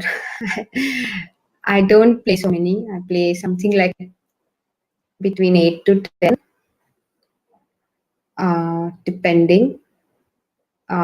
So yeah, it totally depends up to the player as to how busy he wants to keep himself with tournaments because there is also the training part, right? I mean, you also need to train. Yeah. So Yeah. if you're playing time, then when do you train is a big question. So a lot of players just look at tournaments also as a training. So they just get playing practice in some tournaments, and some tournaments they want to play for the prizes and such things. So yeah, it's very busy. And usually when you're playing chess, you're only thinking about chess. So it's this lockdown has given me a lot of time to think about life. I mean, when you're playing chess, you're only thinking about chess. You're constantly in that zone. Like, yeah. How long is one particular tournament? How many days does it go?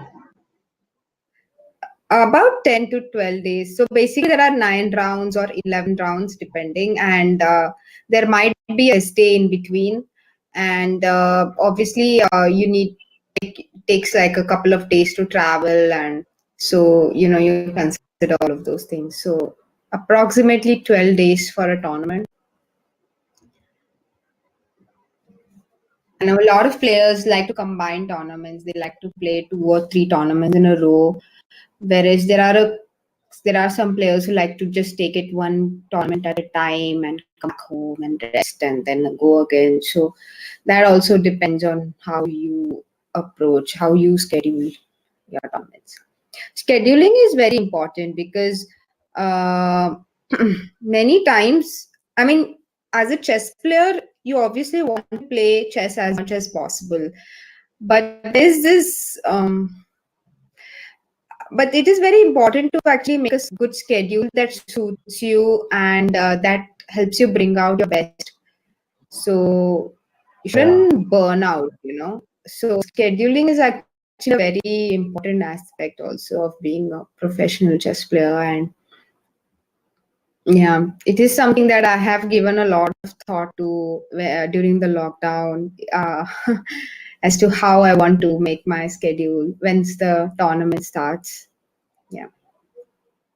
By the So way, this has I'm been not good time counting for a lot online of working tournaments. around. Go Yeah, ahead, go ahead. I'm not counting online tournaments or even rapid or blitz in this tournament list. I'm only talking about classical tournaments. So rapid and blitz online, all those things don't keep happening. Like, we, yeah, I'm basically talking about classical tournaments.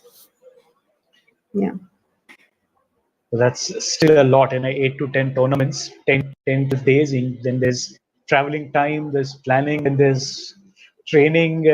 So it's quite some efforts and mental preparation. Even though Yeah. it's not a very physical sport, but still you need to be physically fit, mentally fit, concentrating for those 4 5 hours of a particular game that you're playing. So it's quite some efforts Yeah. that go behind making chess professional player.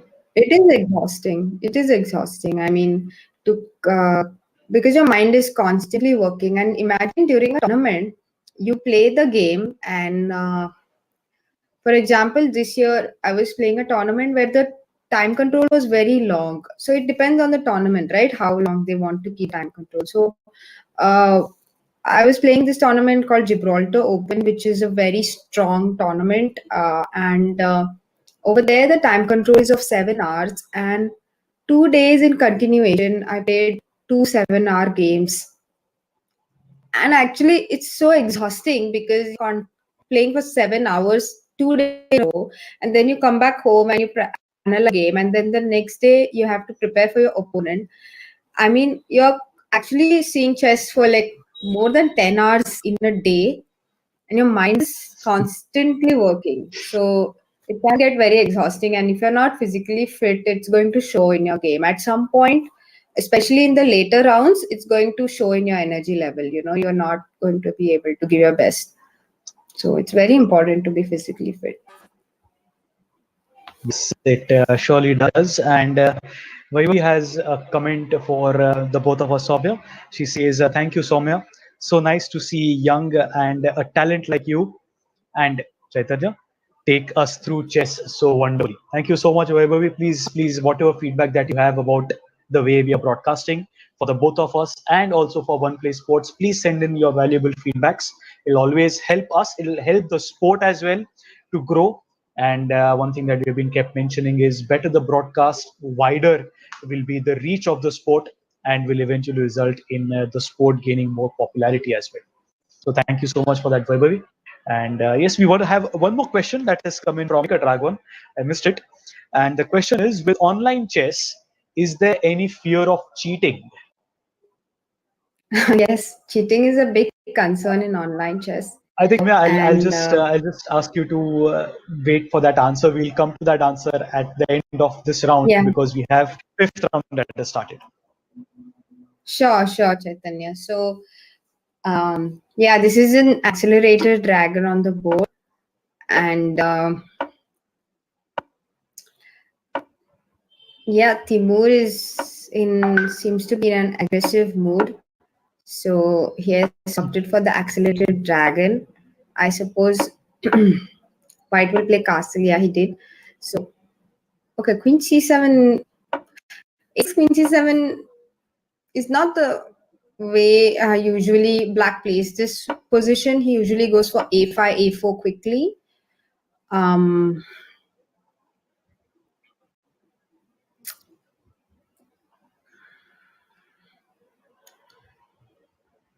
right. This seems to be okay actually for Black. This position seems to be okay because knight d6. The only thing I'm thinking about is knight c6, queen c6, knight d5 here. But and how do we support the e7 pawn? Maybe rook e8. Yeah, that should be okay. That should be okay. No, but rook e8, knight f6. Oh, I missed that. So probably that was the way to play. Oh yeah, that was a good tactic which White didn't go for. Uh, And the problem now is that if after b4 knight c6, you will take on c3. And now if knight c6, you take on e3. So you have to take on d5 with the pawn. This is okay for black. This is completely okay for black. Even though white is also all right. But let's say, okay, he plays bishop f5. Even bishop d4, queen d4, queen a7 came to mind. Right. Bishop f5.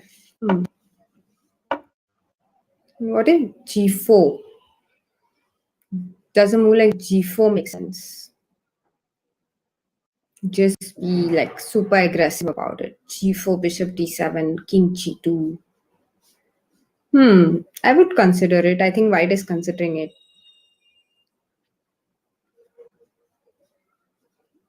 Rook e1, of course, also is very logical here. But then black plays queen a7 and exchanges the queen. White does play g4. Yeah, in a blitz game especially, I think this move makes a lot of sense. Even in classical chess, I think it does. Yeah, now rook f2 or queen g2, one of the two moves. Maybe king g2. Rook f2, rook f1 also is possible. Oh, he simply took the pawn on b4. Okay, but now, yeah, this is also okay. Yeah, if you can take the pawn, then why not? Yeah, this was much simpler way actually compared to what I was suggesting. Yeah, just taking the pawn on b4. So white is a simple pawn up now. And he's completely fine. His position is completely normal. He's better. Queen e4 was also possible, but he goes for queen d2.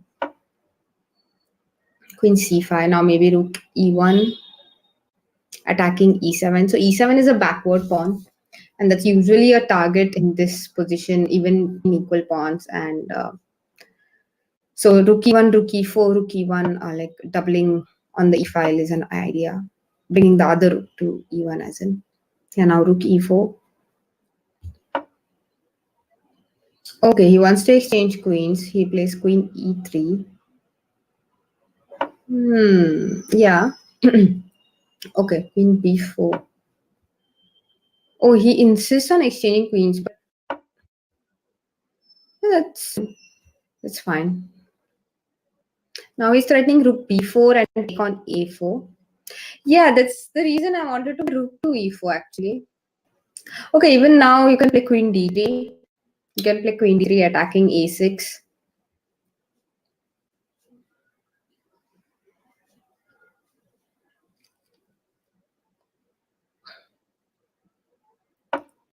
Queen d3. He plays queen e3.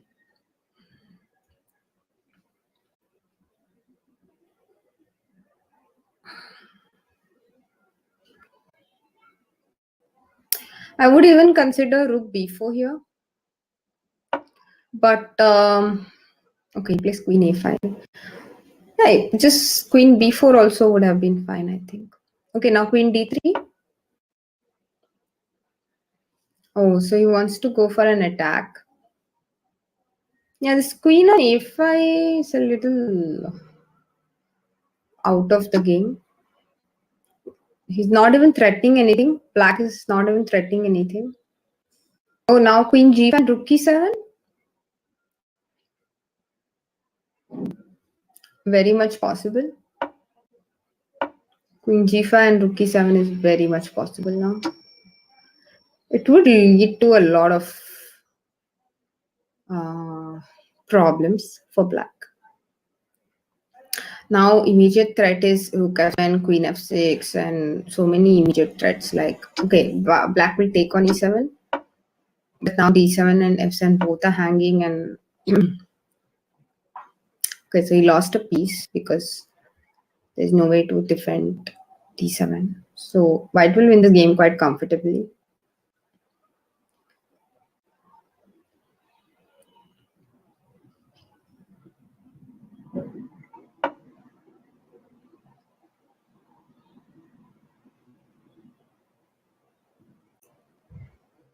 White needs to play faster, but okay, he's completely winning. But he definitely needs to play faster. So he's calculating to check here. Now pawn into g4 and rook g8. How about 5? Really? Nice. Oh, nice. And there is no check. There is no check, no good check at least. Oh, this was a good move. This was a good defense by White.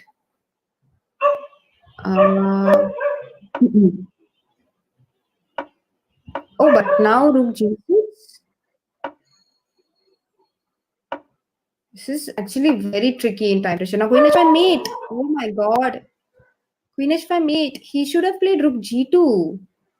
Rook f1 was such a big blunder. But even after rook g2, probably there was a perpetual because of queen h5, king g1, queen d1. Oh, king d1, we have more like king f2 actually, and that would be winning for White. Oh no, this rook f1 was such a blunder. Black, wow, Black actually won this game. Nice, nice, nice. Timur is doing Good very fight. well. Out of 5 for Timur now. He was on the top of the leaderboard and will still stay so because he has not lost a single match in the 5 matches that he has played. 5 out of 5 for Timur. Yeah, very good save.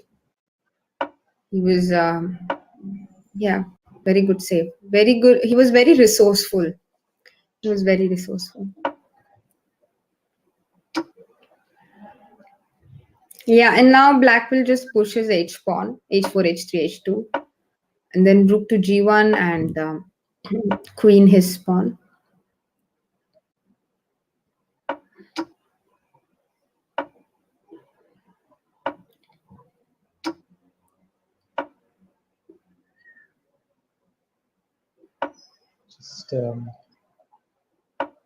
Yeah, it's just a matter of time that Black wins the game because he will be a rook up.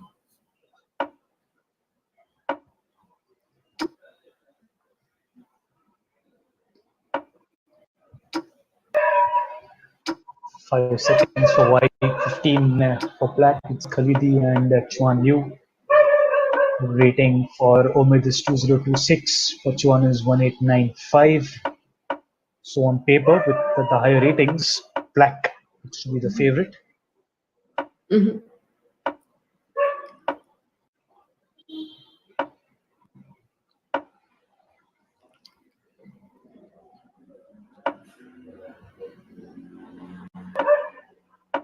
Yeah.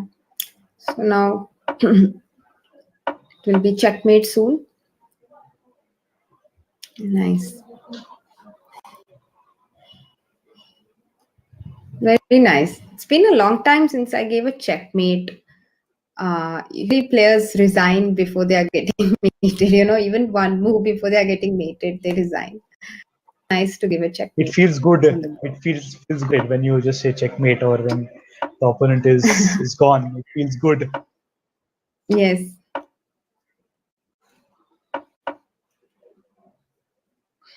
Oh, this now rook a4 is side cutoff, and I think it.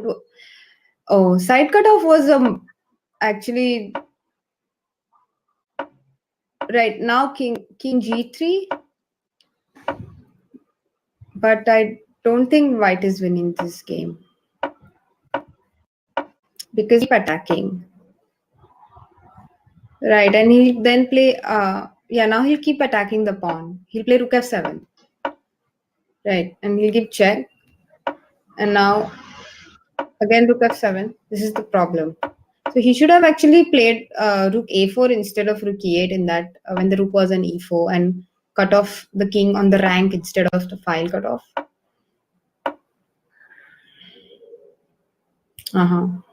It's a photographic draw actually, more than threefold repetition. Photographic draw is when you have the same position on the board 3 times with the same side to move. then it's a quick draw. So it doesn't need to happen in consecutive moves. It can happen at any point during the game, but the same position on the board with the same side to move, and you can just claim a photographic draw and you'll get it. Okay, any more games remaining in the fifth round? Doesn't look like it. So we'll just have a look at the standings, updated standings at the end of round 5. Mm-hmm. Right. So Timur is leading by a whole point now. And there are 4 players on 4 points and 2 on 3.5. And a lot of them are 3. Yeah. Oh, he probably will play Samadov now because he's the top seed and he's on 4 points. So um, usually the highest ranked player gets upfloated. Okay. As in he's paired against the, let's say, so for example, in this situation, there is no player on the same points as Timur. So there are a bunch of players on the same points. And so the player who is highest rated amongst this bunch, he usually is paired against the player who's leading the tournament. But it also depends on the colors. So that's how pairing, because you don't want to break the colors. Like let's say Timur was white in the no he was black in the last round, and as in the fifth round, and if let's say some other was also black in the fifth round, then they would not ideally be paired against each other because one of them would get a color break, as in they would have this color in the next round as well. So that's not very ideal. Usually you just want to give players white black in every game. So it'll be exciting to see a match between the one at the top, that's Timur, against Reed Samadov, who's on the 5th position Yeah, currently. It'll be exciting to see a yeah, contest between them. yeah, for sure. All right, Soumya, go back to the question that we had to skip because the next round had started. The question that had come from Venkat Raghavan. And the question was, with online chess, is there any fear of cheating? Yeah, of course, there is a fear of cheating, and there are many cases as well. There have been many cases as well where players have found cheating and they've received a ban, or temporary ban, or a permanent ban from the website. There are some precautions that are taken, especially in, let's say, official tournaments, let's say in the Chess Olympiad, or let's say even in the Asian Nations Cup, which is going on right now. There are some precautions that are being taken. So they are finding solutions, like recording the screen, recording the call. These are some solutions that organizers have come up with. Okay, and this was quick. Before Soumya could elaborate on the answer, we had the 6th round that started, and game that we were all excited for has been presented to us in the 6th round. Let's read Samadov versus Timur, the top rated, against the one who's on the top of the standings right now. Wow, Timur is a really aggressive player for sure. He's gone for the Keres attack from white. From black also, he's playing the dragon and accelerated dragon. So he's definitely a very aggressive player and always going for the direct lines, sharp lines. So this setup with bishop e3 followed by g4 against the Scheveningen setup taken by black. So this setup by white is named after Paul Keres, who was one of the greatest chess players of his, and he was the one who popularized this variation. Short castle, interesting. Usually white goes for long castle. He plays queen d2 or queen e2 even, and then long castle. So I'm surprised that I mean, short castle is also possible, but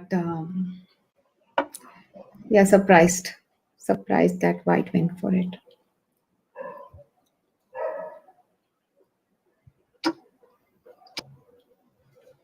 both the sides are playing really fast, so it seems to be some kind of a Yeah. theory. Just look at their times. They seem to be very well prepared. Now queen h5 is possible, right? Defending the g5 pawn.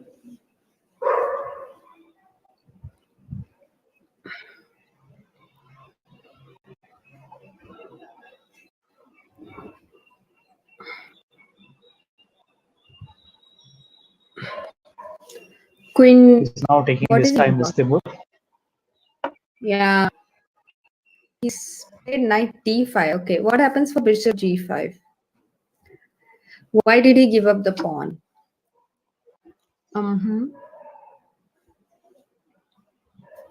What was his idea? I think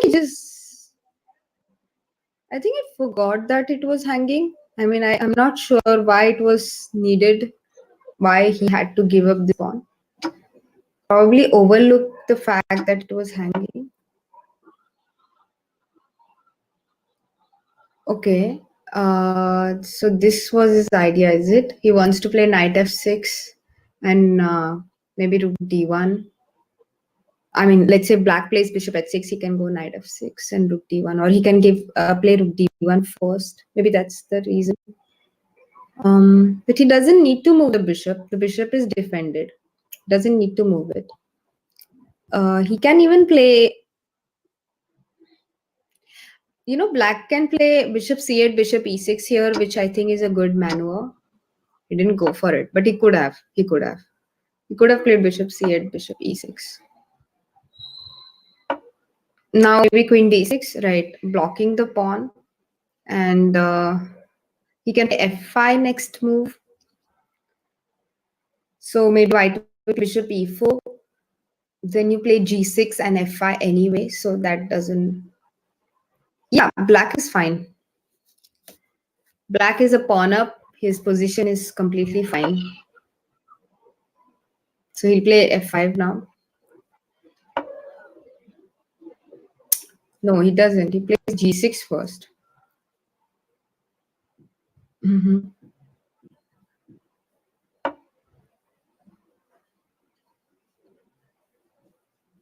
White is very aggressive. Even with the pawn down, he wants to check his opponent with such less pieces on the board. He's going for h4, and he wants to constantly create some fear in his opponent's mind. But black is actually much better now, and objectively, he should win the game. But it's not easy to convert it. That's true. It's just that, yeah, it's not easy to convert it. How about king h7? I don't like king g7 actually. Okay. So he will double on the g file now. Abhi rook c4. Rook c4, bishop d3. Okay. No, but then even queen d5 is possible, na? Bishop d3 ko. So maybe rook c4. अच्छा rook g8 खेल दिया.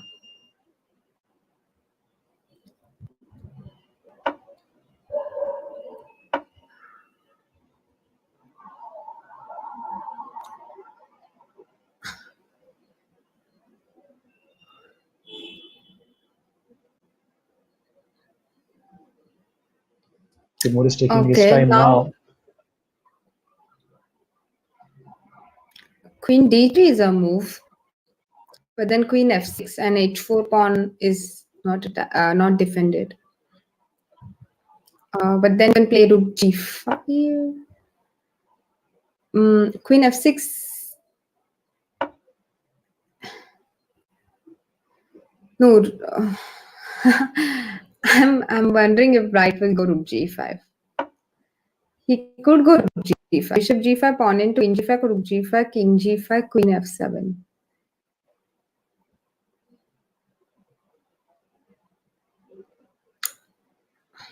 But there is no threat.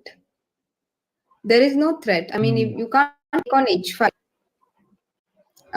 because black will just take on h5 and then what, nothing. So there is no threat really. And now black is threatening bishop g5. So white will uh, white will be an exchange down unless he finds something spectacular in this position, which is hard to find. There doesn't seem to be any brilliancy. Okay, d6 makes sense, but then queen into d6, and what next?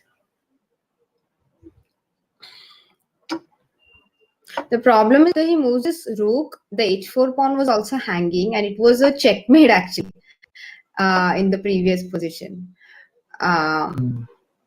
So that's why he had to give up d6 as well. But now he's 2 pawns down. So when you're very aggressive and the attack doesn't work out, you just end up being a lot of material down.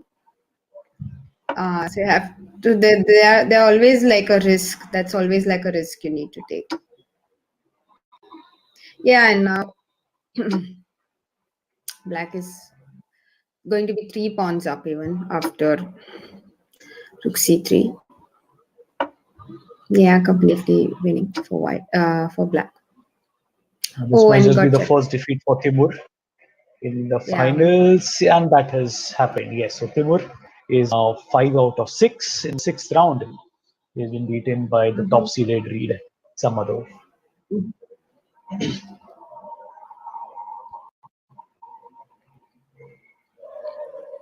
Just quickly check if any more games are being played. Yes, there is one.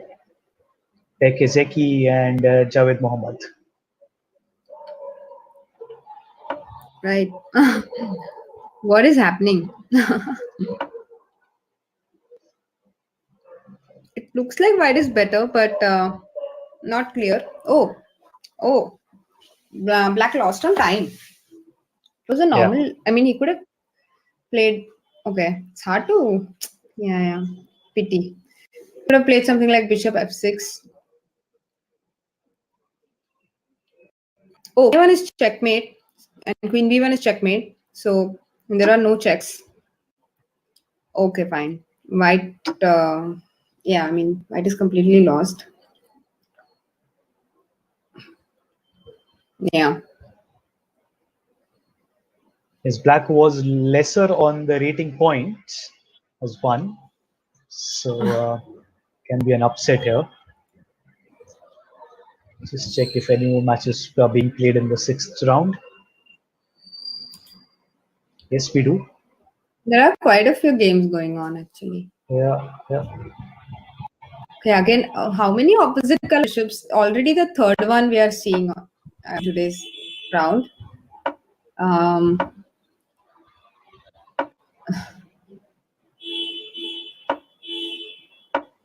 Actually, white can try to create an attack. Yeah, I'm just wondering. Maybe not. No, there is no scope.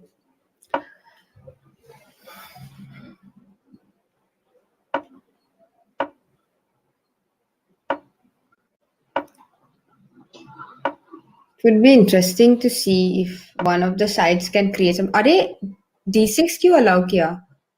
Shouldn't have allowed d6. ठीक है मतलब, but d7 पे pawn किया अभी तो pawn. Like pawn is too far advanced. Is it? And can be captured now? Is it? Bishop. Oh, such a pity. Oh, this was such a pity. He could have supported it with queen a4 actually instead of queen d3, and that would have been fine. He overlooked bishop d4, I suppose.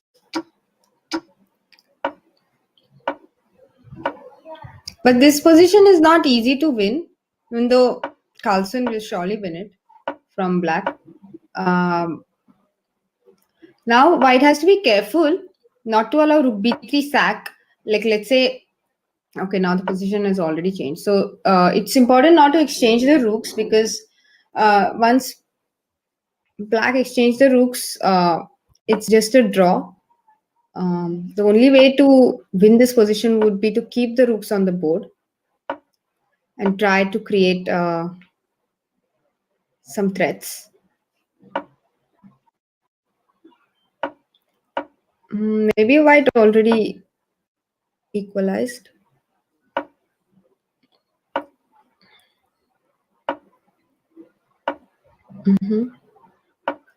Wow. But now rook e2 and rook b2. Okay, now rook e2. Rook e2 allows rook f4. Bishop f6 needs to be played. F5. Okay. This was the idea. And now into b3 is threatened, so king c4. Yes, that's good. But now the king is stuck on c4, you know. Whenever you move the king, I'll just take on b3 and push on to a2. So is there a way to create more threats? Maybe bishop e1?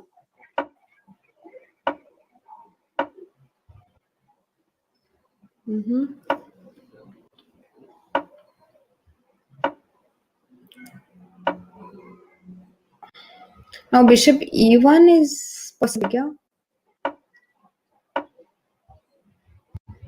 Oh no, he'll lose the g6 pawn now. Oh, he didn't take it. Oh, this is so interesting to follow. But why didn't he take the g6 pawn? Okay, it is fine. Yeah, black should definitely go for bishop e1 at some point. He's just taking his time and shuffling his pieces basically to gain time, and he'll definitely play rook g1, bishop e1 at some point and try to. Why king into b4 was possible? Why didn't he take it? Oh, the perils of time pressure. Yeah.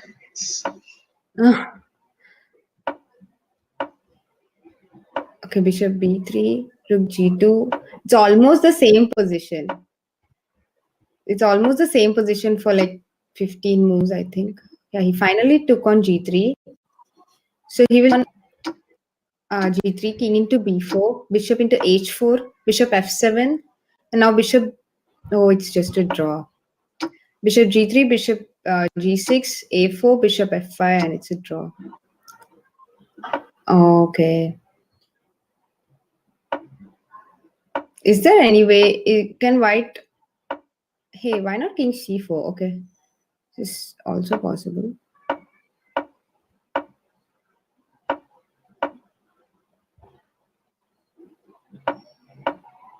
Yeah.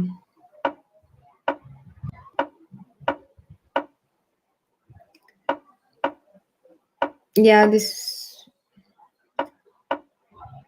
is an easy draw for white because there is no way the king can be removed from h1 or g2.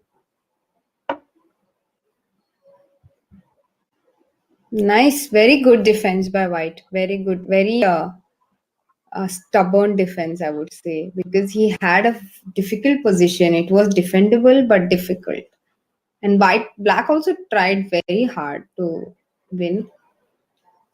Good game by both sides. Yes, not willing to give up. That's a draw, and that also gets us to the end of round number 6, and these are the standings.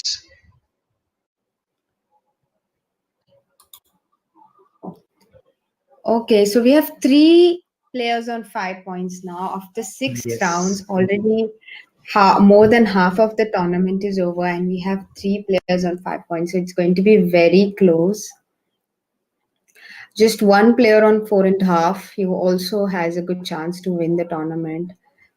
Players on 4 also have a good chance because there are 3 more rounds to go. Anything can happen. Yeah, will be fun. Yes.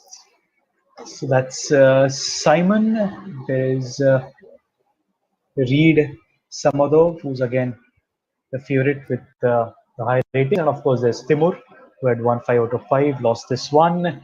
So top 3, it's going to be quite a battle right to the finish line as to who would be the champion of the boys under 14 category. Right then, in the meanwhile, till round number 7 starts, Soumya, another question for you on Facebook, and this one is from Shriya.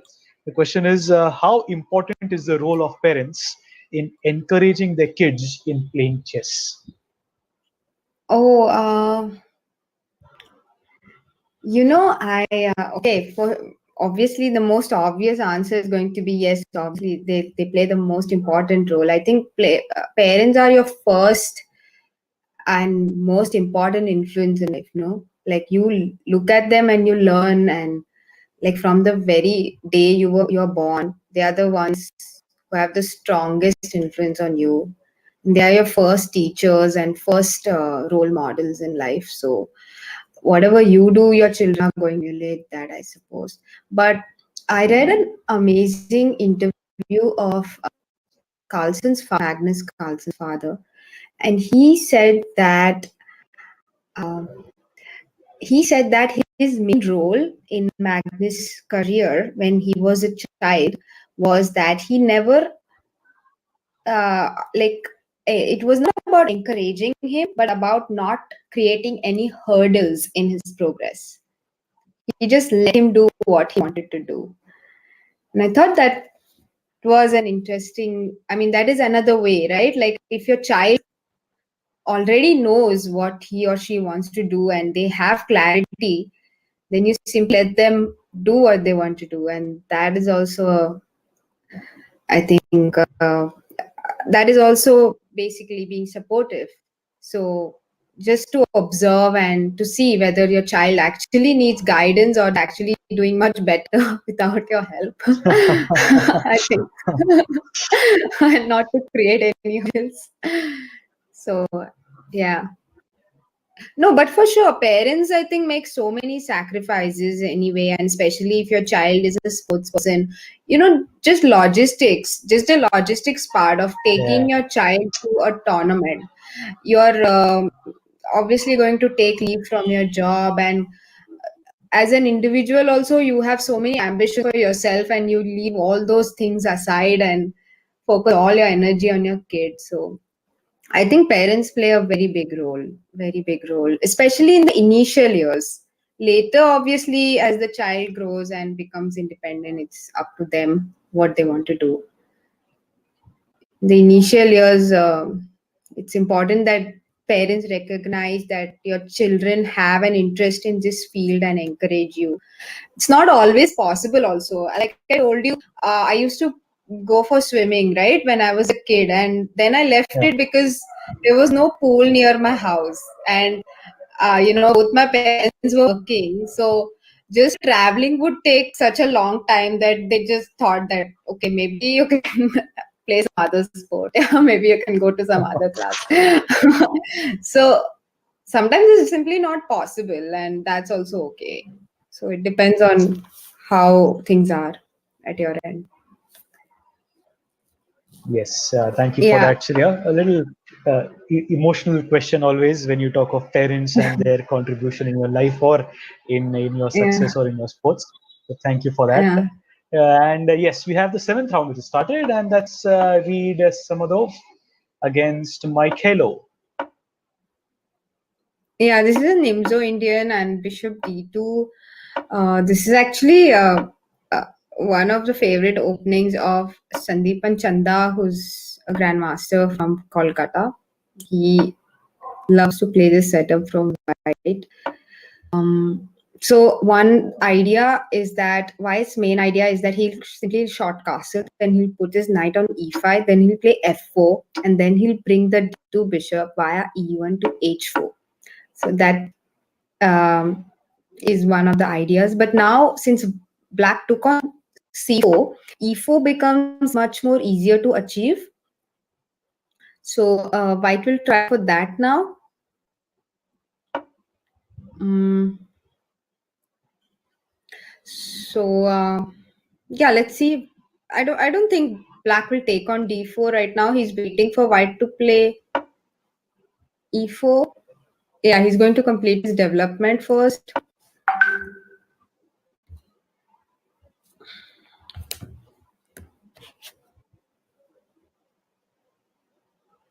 2.5 minutes with the read Samadov. 3 minutes for Mike Halo.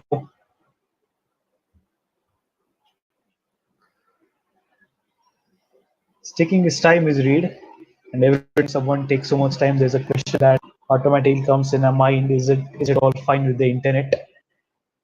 It looks like it's Yes. still taking some time, though, almost half a minute there with read.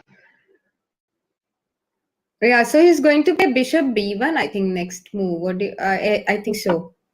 Or maybe rook d1. He could even play Yes, rook he does. d1 He on the. does. He does move his bishop. Yeah, I think. Oh, he played bishop a6. Acha.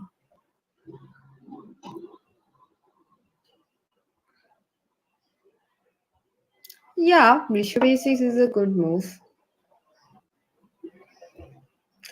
Now rook d1. Okay. Just played e4. Okay. Yeah, that's also fine. Because c into d4, knight d4 counts the tempo. But black can go. Oh, no, no, no, no, no. I was looking at uh I was looking at bishop f4 at some point maybe, but yeah, right now white is going to play bishop f4. But white can play bishop f4 now, no? I thought black needed to take on d4 at this point. Yeah, that's the point. That's the point of. So black needs to play rook a8 now. I don't think he has any other move, right? Mm, maybe let's see what are options. Knight b5 does come to mind. Yeah, rook d1 also makes sense. Rook d1 is a much better move actually. Idea d5.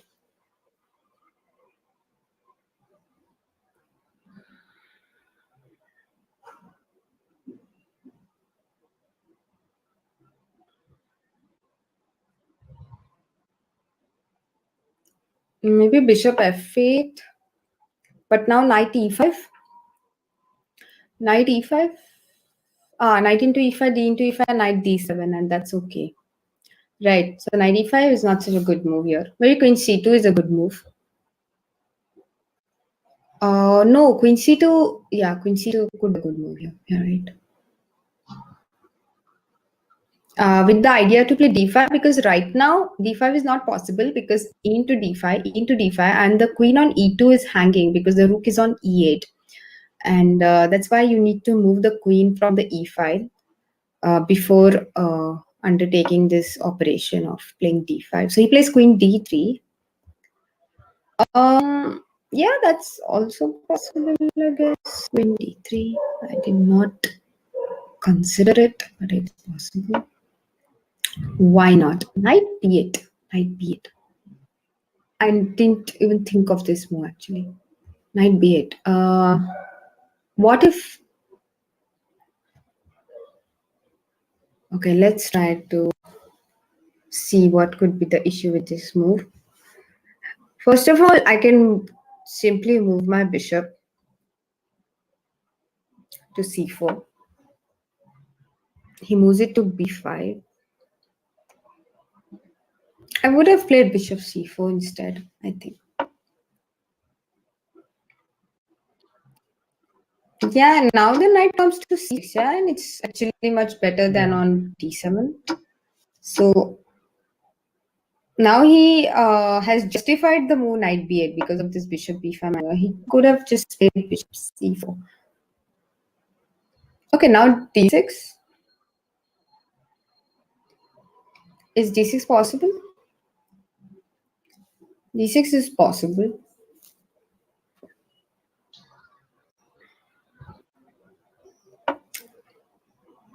Right, he goes for it. d4. Okay, queen d4. Oh, queen d4, knight b3. Sorry, queen. Maybe queen f5. F1. Okay, I was thinking of queen f5.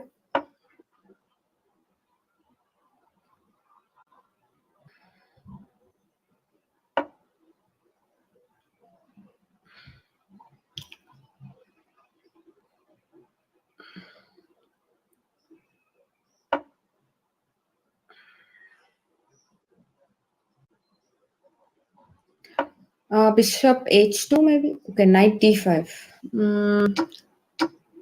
Sure. Yeah, the queen on f1 is so odd. Maybe rook d1 now. Yeah, but what is the queen doing on f1? That's a big question. It's not doing anything. I don't like this queen f1 move actually. Queen on f1 is very odd. He needs to bring it into the game. Maybe okay. Now he's threatening. No, there is no immediate threat. So maybe now g4 and queen to g2. Why g3? Why not g4?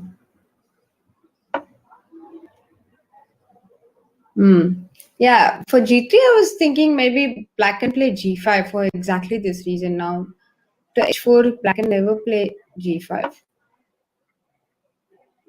Yeah, now white is fine. Now it is fine. Now that his queen is working, because that was the only problem in his position. His queen. Otherwise, he was very happy.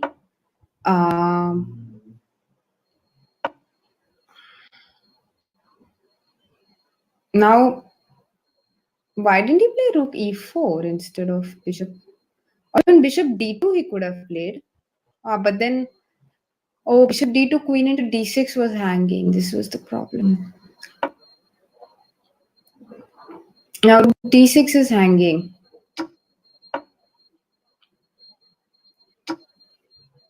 This game is super complicated. It's taking quite a long time as well. Yeah, king g8 is a good move.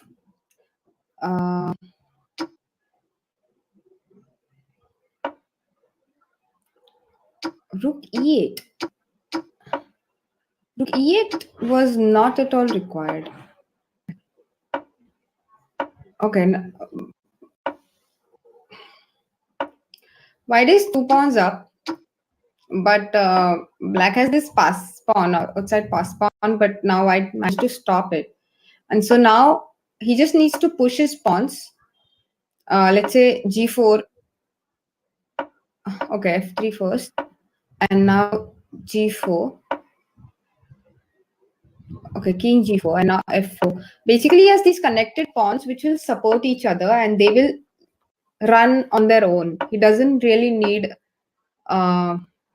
much support from his rook. And at some point, he can give up the. Yeah, I don't. There's no way to stop it. Basically, pawns are too strong.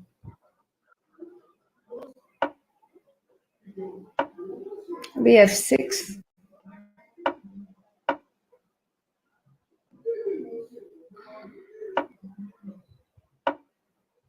King g7. G6.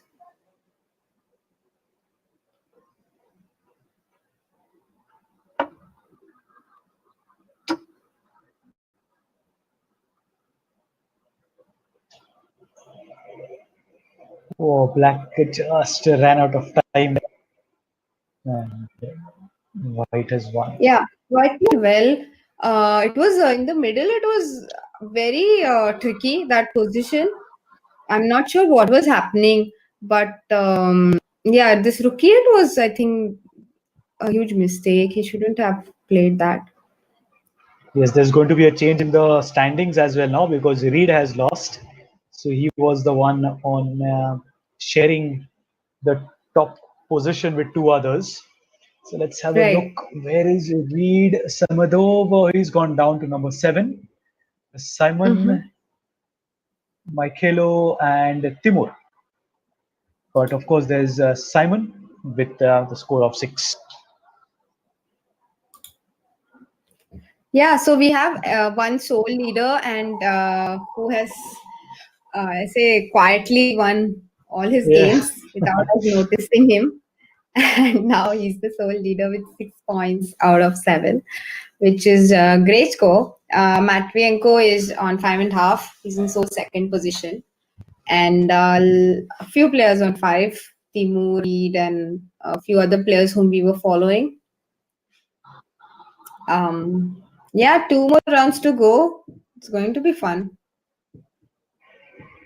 I'm not predicting Yes, anything yes. because the last time yesterday I was like so confident when I say mera prediction de diya and obviously came wrong. So I'm like, forget it. I'm not predicting anything.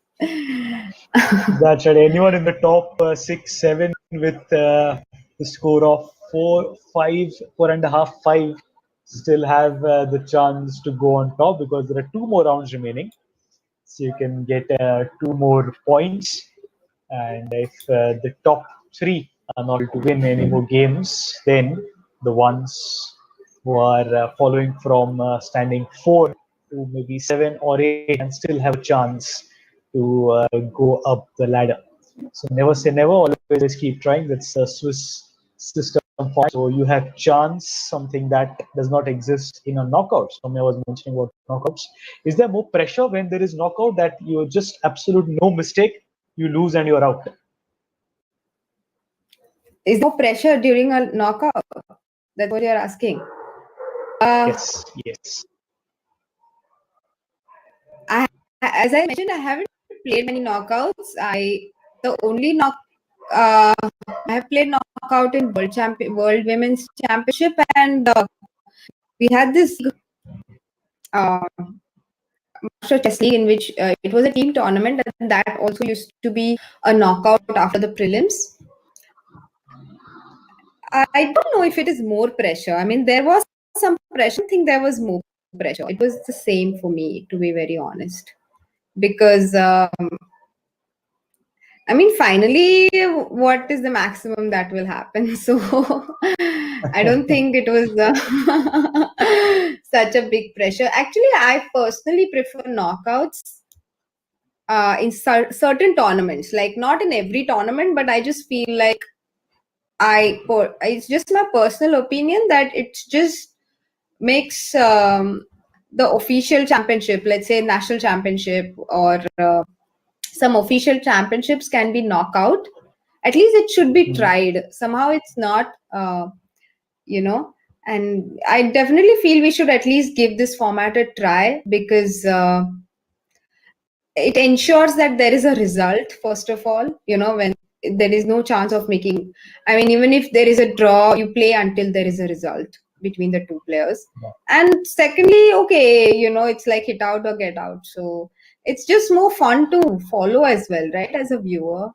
So I personally like knockouts, but nothing against Swiss. I mean, I think both the formats should exist, but currently in chess there is more of Swiss, much more of Swiss, and very less of knockout. So I would personally prefer to see a balance, some sort of balance. Yeah. Okay, here as ISF, there is this Swiss system format that is being followed for the qualification, of course, 11 rounds. For the finals, what we saw yesterday was 9.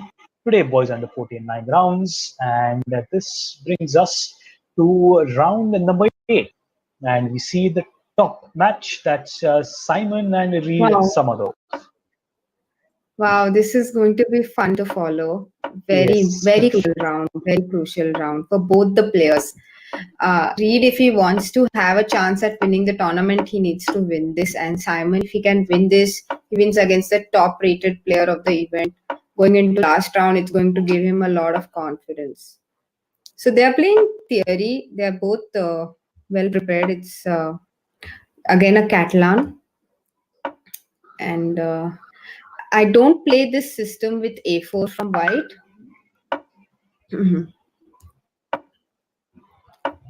But if black doesn't know it well, then it makes his position very uncomfortable.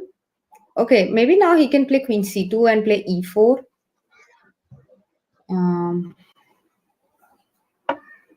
Is it possible? Okay, he played rook c1.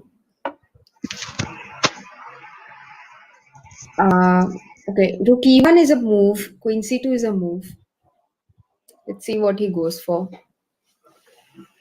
With the idea, both the moves have the same idea. Okay, queen d3, again same idea with the to play e4. But the problem is after e4, knight c5 is possible because the queen on 3 is unsupported. So he took on f6 ठीक है, b4. So rook e1 or knight e5. Knight e5 now. Knight e5 is a good move. Maybe bishop e8 kya? But bishop e8, yeah, bishop e8 is possible. But then white can actually play knight b5. And even here, white can play knight b5.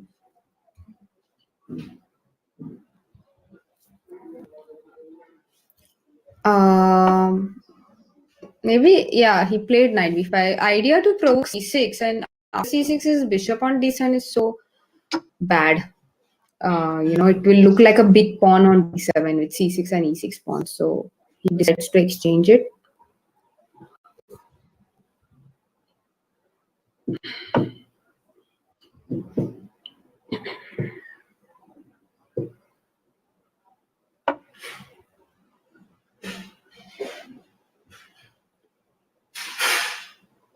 Rook c8. Okay, rook d8. But now, why didn't he? Okay, fine. Okay, fine. Yeah, because queen c7, he would have taken on d4 because the queen on e7 was protected. It was still possible to take it actually, but he didn't take it. It's fine. It's still much better for white, this position. Even optically, all his pieces are much better placed than black's. And he's the one creating threats. He's the one attacking. Whereas black is not really able to attack any of white's weaknesses. Okay, let's try to find a plan for white. There's bishop f3. Maybe he wants to play h4, and just gain more space on the king side as well, like h4 and g4. I don't know what's on his mind. Okay.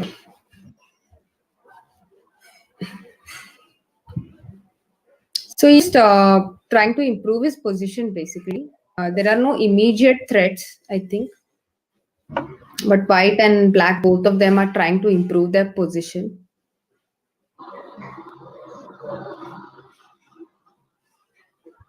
Hey, queen d6. What if knight f7 here?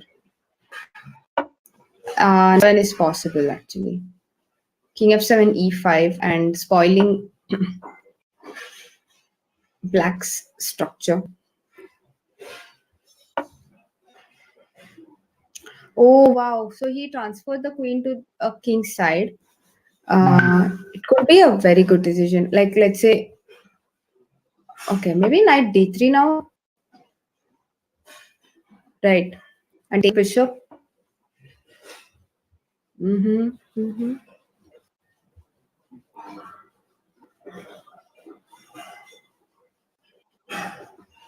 Black is also fighting well. e5 was a good move. Now bishop d6.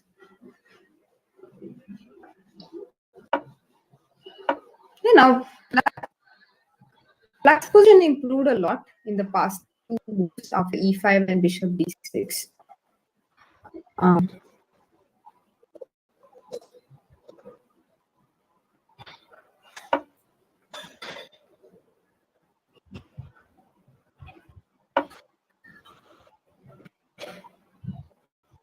Okay, he has trapped his own rook.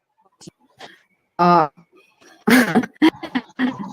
mean, let's say you don't take the bishop on c, black plays knight b8. Black plays knight b8 now. And wins change.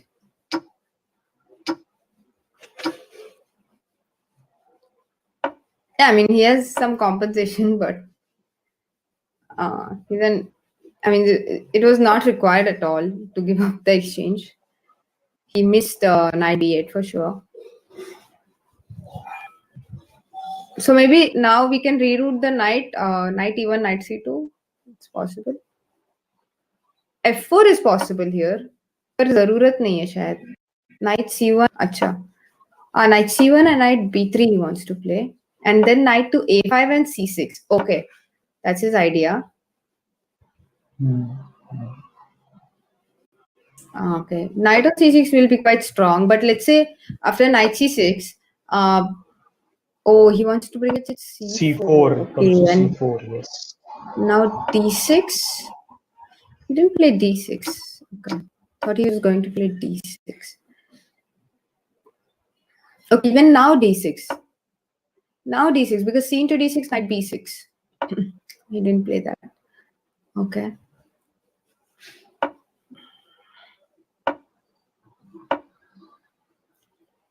Rook h1. Okay, he wants to create some threats. h5. Gh5 would be a blunder because of knight f5 fork and the queen on e7 and is hanging with.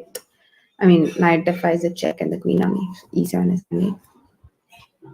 H into g6 works, right? Queen d6, knight f5, king f7, king g8, knight e7. Oh, this is winning for white. Kya abhi suddenly? No, nobody knows what's happening because after king f7, rook h8, queen g4 check, king h2 is forced because king f1, rook d1. So king h2 is forced. And now, okay, he played knight g3. Yeah, that was much better move than king h2 actually because otherwise e4 pawn was hanging. Now it became so complicated. Oh, he wants to bring the queen to h1 and then h7. That's a very good idea. What can black do? What can black do? Black can take on e4, but acha, he plays knight d2, idea queen f3. Yes, makes sense.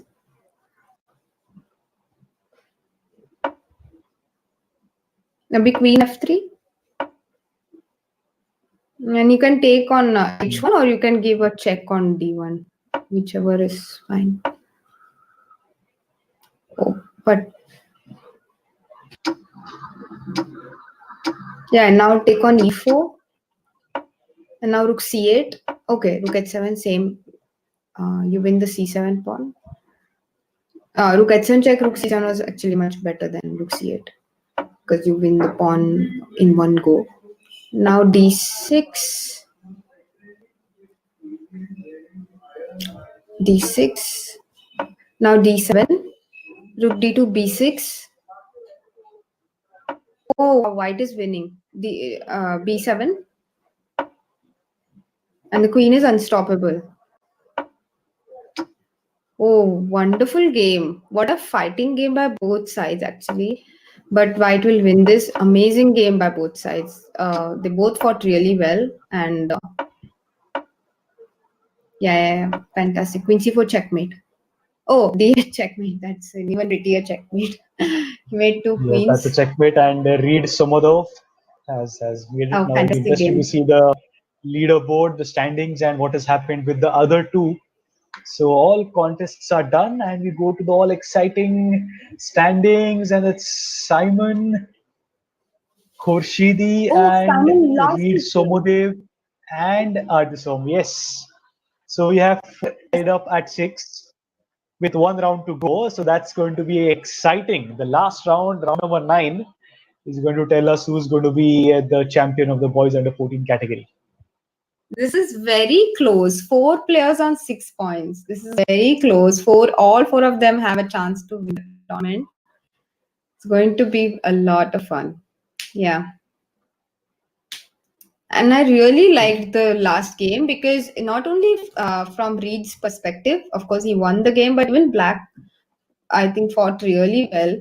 And only in the end game, when you have a few seconds left and you have really invested so much of your energy already into the game that your concentration is not so high that he lost the thread of the game. Otherwise, he was fine. Yeah, he found a lot of resources for himself. Very good game by both That's right. both the kids.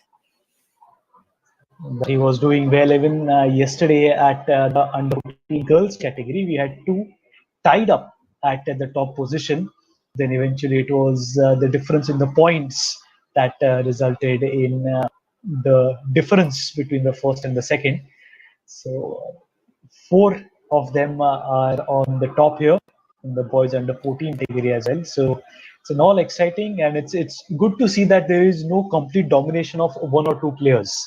So that's it's an equally matched competition. No clear favorites or no clear underdogs. You still don't know who is going to be crowned as the champion. So good to see that it's a neutral competition and we have good talent coming all across the country. As you kept on mentioning, 35 countries, 5 continents have participated, and this just goes to show us to how popular chess is, and some brilliant talent that is available worldwide in game of chess. Yeah. All four of them are from different countries. I just noticed. Yes. And the And meanwhile, boys, on 19th standing is Hriday Sheth with a score of 4. He's on 19th. He's done well to stay in the top 20 though. yeah, for sure. It's a tough tournament because all the games we have seen so far, they've been very well fought and बहुत अच्छा खेला है दोनों मतलब बहुत सारे अच्छे games हुए हैं and I think it's a strong tournament. So yeah, four out of 8. Yes, Hriday is on. Yeah, it's Yes, Hriday is on 4 pretty of 8. good for this level of the tournament. That's right. That's right. It also has to be taken into consideration the home atmosphere for all those who are in the top 4. Sure, their parents have been following it. Somewhere they'll be telling ki, be patient, just last game, concentrate, do your best. Because remember, these are 13, 14-year-old kids. So as Soumya was mentioning about the role of parent, they'll be sitting somewhere nearby in the room, maybe far away from the computer, just telling them, last one, you get a chance to participate in the higher competition. You will have your own laptop as well. So make sure that you win this one, and it's going to be quite an achievement for you. Yeah, and maybe it would be their first laptop now because they're just 14-year-old. So Yes, usually yes. at that age, kids don't have their own laptop, right? Like, so yeah, it must be such an exciting thing for them. I can imagine. I Absolutely. was very excited when I got my own laptop. I was very excited. For so many years, I used the same one. I didn't change it because I was so attached to it. Yeah. Yes, absolutely. That's what happens now. Your first machine, your mobile phone, your laptop, and more so when you win it, and it's Yes. must be a different feeling. Has never happened to me that I've won a laptop in a competition or something, but it's definitely happening to these kids. That don't have to ask their Right. parents for some money to get a gadget for themselves. They can just win a tournament and earn it Yeah. themselves. That's quite an Yeah. achievement at an early age. Yeah, for sure. It's something definitely that must be very motivating. Very motivating. Yes, so waiting for round number 9 to begin in the all-important finals of the under 14 boys category of the ISF World Schools Championship Online Chess 2020. Is giving you a quick update that the exclusive broadcasting partners of the ISF World School Championship for the Chess Championship Online is the ISF is One Play Sports, pardon me, and you'll get all live coverage on the website, Facebook page, and the YouTube page of One Play Sports. So keep yourself updated, and at any point of time you wish to give us some feedback, any questions that you want Soumya to answer, we are open to taking questions on our YouTube link as well as on the comment section of our Facebook live streaming. Round 8 has been finished and we're waiting for the next round to begin, and the next round is also going to be the final round, which is going to tell us who is the one winning the top, who is the one being crowned as the champion of the under 14 boys category. Yeah. Yeah.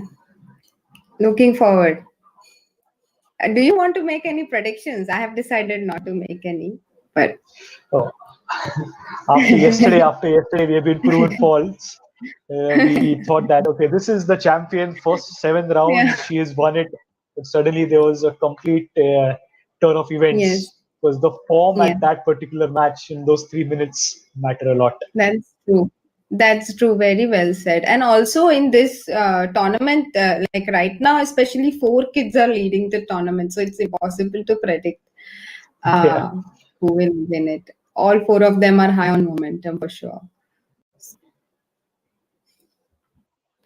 Yeah, surely. And they also must be having a look at the standings and they know that this has to be won. We've made it so far. We made it so far, and now you don't want to stay away from it. But eventually, it's a competition, and there will only have to be Yeah. one winner. The remaining three have done well, Yeah. and at the end of the next round, we'll know that. So good work by them as well. But that's how that goes. That's true.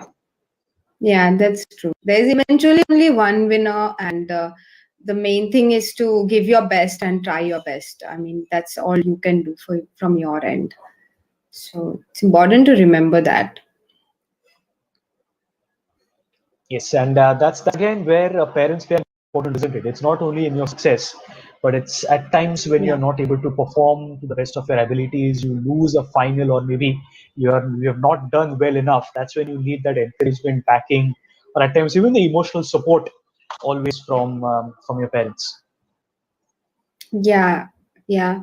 From your parents or your like sibling, whoever is your Yes. guide basically, or your coach, as in maybe a teacher in school, someone basically whom you look up to. Yeah. Yes, you always need that support because not always will you be winning tournaments or win matches. Somewhere your Yeah. form will just go away. So a bad day as well. I mean, you are in brilliant form, but just one bad day. But Yeah. just not giving up and getting that support from your near and dear ones always count a lot. And this is an advantage for all these kids sitting at home that instant celebration is possible because you are in your house. Instant support is also available because you are in your house. Is something which I'm sure Soumya wasn't possible with you going to different places, different tournaments. By the time you come back to see your parents and friends, it's almost a couple of days gone by. Yeah, it's almost a couple of days that you have spent crying basically on the journey back. So, Soumya, tell us how was your journey coming back in 2009 from Argentina when you're crowned as the world junior girls champion? Oh, How was it coming oh, it back? And was how many days wonderful. was it from you till you won and till you came and met your parents? It was wonderful because first of all, there were a lot of Indian players playing in the tournament. So all of them were my friends, and all of us traveled back together. So uh, we were even in this celebration mood, even on the flight back. All my friends were with me, and our team coach was with us, everyone.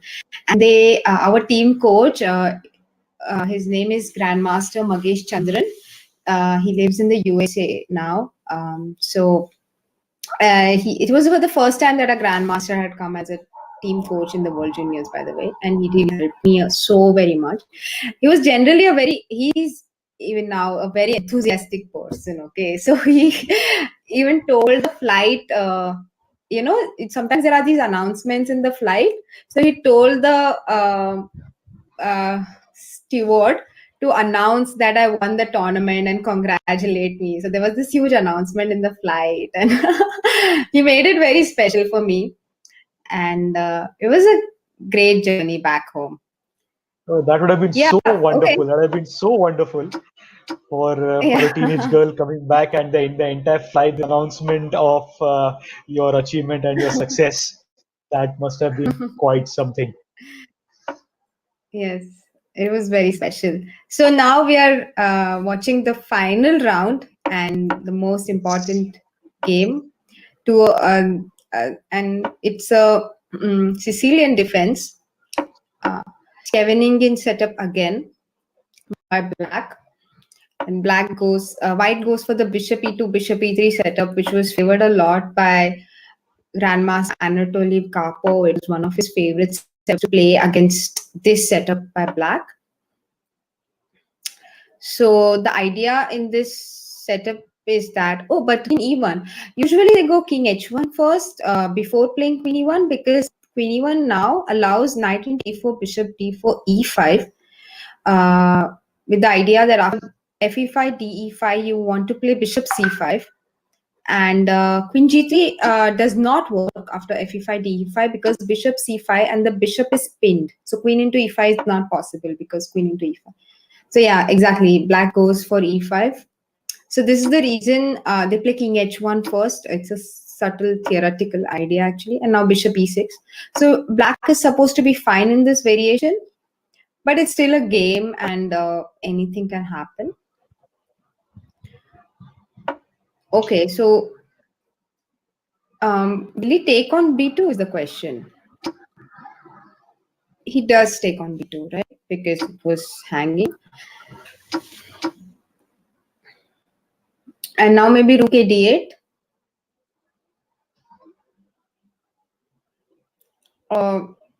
By the way, bishop a2 is also possible here, but rook a d8 is just safer because, yeah. Or rook f d8. Rook f d8 he goes for, okay.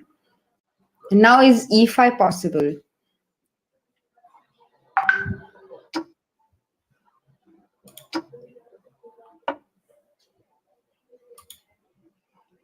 Important for Reader Samudov to win this one because he's tied with three others. So he'll Right. have it in the back of his mind. That's true, actually. A very good point because, yeah, I mean, it does create some pressure, no? Like it's not enough to equalize. You actually want to win the game. So queen d2, maybe queen b6 now, but then rook b1. Rook b1, knight e5, right? Queen b6 is a good move, probably.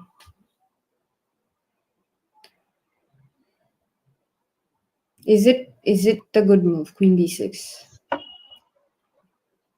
Okay, he plays rook c8. Yeah, rook c8 is a better move than queen b6, I think, because now the c2 pawn is hanging. Oh yeah, rook c8 is just very strong. Knight d5. Knight d5 now. Knight d5. Black can play rook into c2. Black can also play queen into c2. He plays king h8. Okay. He probably didn't like something like queen g5 after rook c2. But even queen c2 was possible actually. Okay. Knight e7 anyway. Acha, now what if I play either queen c2 or c2? Okay, am I missing something? He did not play that. He did not play that. But this, oh, the knight on e7 is trapped now.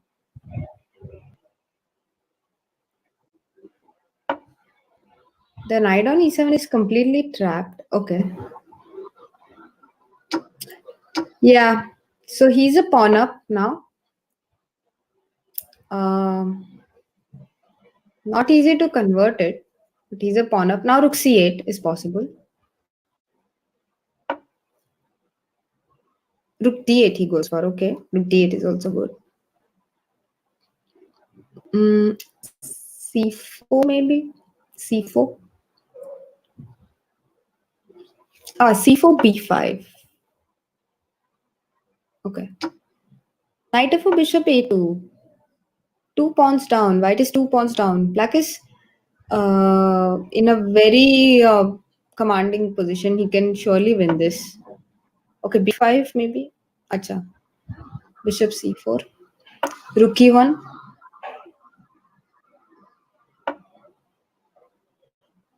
a5, a4, a3, a2. That's his plan. Just push the pawn. Abhi b6. Yeah. Yeah, white has no targets to attack. Abhi rook a7 आएगा, and he'll try to stop the a pawn from rolling. But okay, like first of all, black needs to make a escape square for his king. So maybe h6. h6 just free a square for his king so that they rank mate in the future. Yeah, that's right. He's Um, blocked.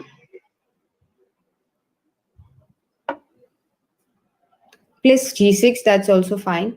g6 with the same idea to create an escape for his king so that there is no checkmate on the back rank. And now he's free to move his rook. Now he can play rook d2. For knight c3, there's rook c2. For knight a4, there's rook a2 and winning the knight as well. Yeah, rook is c2. And now rook a2. Oh, rook a2, rook a8, and knight b6. Oh, this was the trap. Okay, so knight a4 and b5 maybe. Acha, rook c8 he played. Idea rook b8 and now b5.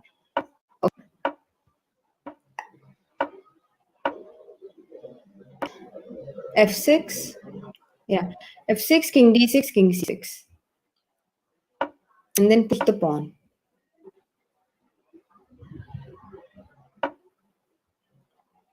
Yeah, king c6, b5. Rook behind the pawn, like a passed pawn, is a very good um, it's a very good setup to have because the rook constantly supports the pawn and your white's rook is tied up in defending it. So he'll just come and attack it now and black will win this game. Very good game by black. Very good game. It was great work there. But we both of them have ample of time, so it's just Yeah, I'm brilliant surprised work by by the both amount these of boys. time they still have. It's a lot of time. I mean, 54 moves and they still have so much time left. Yeah, very good game by Yes, black. Black has won. That means Reed has won, so he'll still maintain his top position. It's important to see whether the other three have also won their respective games. If not, Reed will be crowned as the champion, but still have to wait for that because high chance Yeah, that the so other three will also get their match. basically, I think Reed was playing against one of the leaders, so there are only two more players who can catch him now. Simon and perhaps Artyom. Yeah, Artyom and Simon are the two players who can catch him now. Okay, this is a crazy position. Yeah, now white is completely winning because he has a queen of two pieces, but actually it's not easy. It's not easy. Can black make some kind of a fortress? I don't know. H6 maybe. Okay, G4. No, no chance, yeah, for fortress. Let's see. There is a chance for a fortress. Bishop F8. Okay, King F8 is better actually. King F8. Oh, now F6. Okay, okay, okay. Yeah. Yeah, now white is completely winning. Okay. This was interesting. Good fight by black, even though he was a queen down. He tried to make a fortress. And We still Simon have is a the only couple of other guy games. who can catch. Is it possible now? Is Oh, it but there possible is for no White? chance to win this game. No, it's impossible to win it because black will simply give up the bishop for the pawn anytime, and actually, it is black who's trying to win because he's a pawn up. So